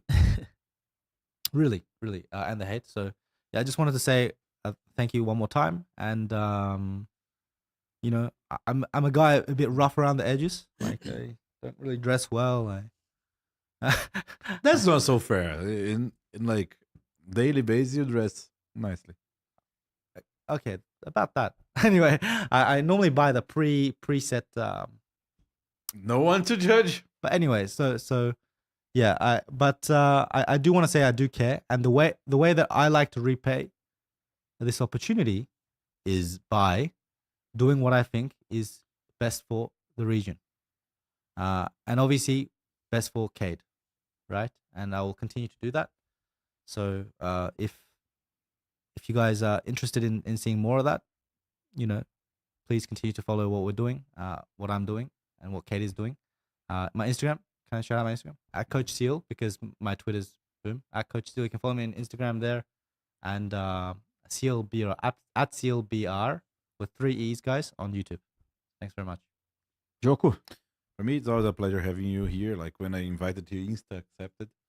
And I think that even though CBLOL was the one I could follow like the end more the end than the beginning, and actually this is something that if it happens that I stay on Keyd next year too, this is something that I want to be more like interactive with CBLOL. Like I think that I don't know if you bragged about it at the beginning, but you should, because you are a big part of what changed the tides for Keyd. I think that people there are like working hard. There are a lot of like guys working hard, not just players, like staff. But having you is something that maybe it's like, how can I say that in English? It's something that makes everyone work harder, you know, because they know you are there. I feel that from everyone. So it's a pleasure being part of that, and the results are coming. Even though I think that everything is so poetic, you know, because on Ignis we had second place, like 2-3, so close. Then finals on CBLOL, win Academy. Like this is not coincidence, you know. I think this is like, no, I'm not saying like this is a result of your work, but it's a result of the way you think more than your work, you know. Because this is something that gets to people. I think it's also kind of like too much credit to me though, because I think that, for example, Luke's I didn't find. Mitohara was already there. There's a lot of processes that were happening, and I was just a part of the piece that helps it move. So, but yeah, no, I appreciate the kind words. Yeah, I think that the best years of Keyd are the next ones. This one, this like end of the year was very successful. You know, even though we didn't actually we won Academy, but yeah. But I think that the best is to come because working with processes like that. Yeah. So let's go next year. Thank you very much again, SeeEl, for coming one more time here in podcast. I want to see you in Brazil a lot of years with a lot of successful projects too. And Bruce asked me to ask you if you want to go out with him and Ranger now. Yeah, let's go, bro. Okay. So Bruce, send a WhatsApp for him. Let's fucking go. But I appreciate you. You should come to my talk show too. I want to hear your story. Because I saw, the biggest thing I'm curious about. so rare. His story is good. Today is my worst English of all the time. You're playing good. You're doing good. Sabe muito. Much better than the first one. No, so you know what? One of the biggest things I'm confused about. What? Dude, you used to be fat. Yeah, I'm lost 70 pounds. Yeah. Yeah. No, pounds, 70 kilos. Yeah. 70 kilos. Yeah. Bro, you're like Majin Buu. Much more than Majin Buu. Yeah. I'm 2 Majin Buus. Yeah, that's crazy. When you see that? I looked at the old things and you were casting. Yeah, okay. And you were like double your size, bro. That's fucking literally awesome. double. That's really awesome. That's fucking awesome. Amazing. Not just that, like he was actually like really successful as a lawyer.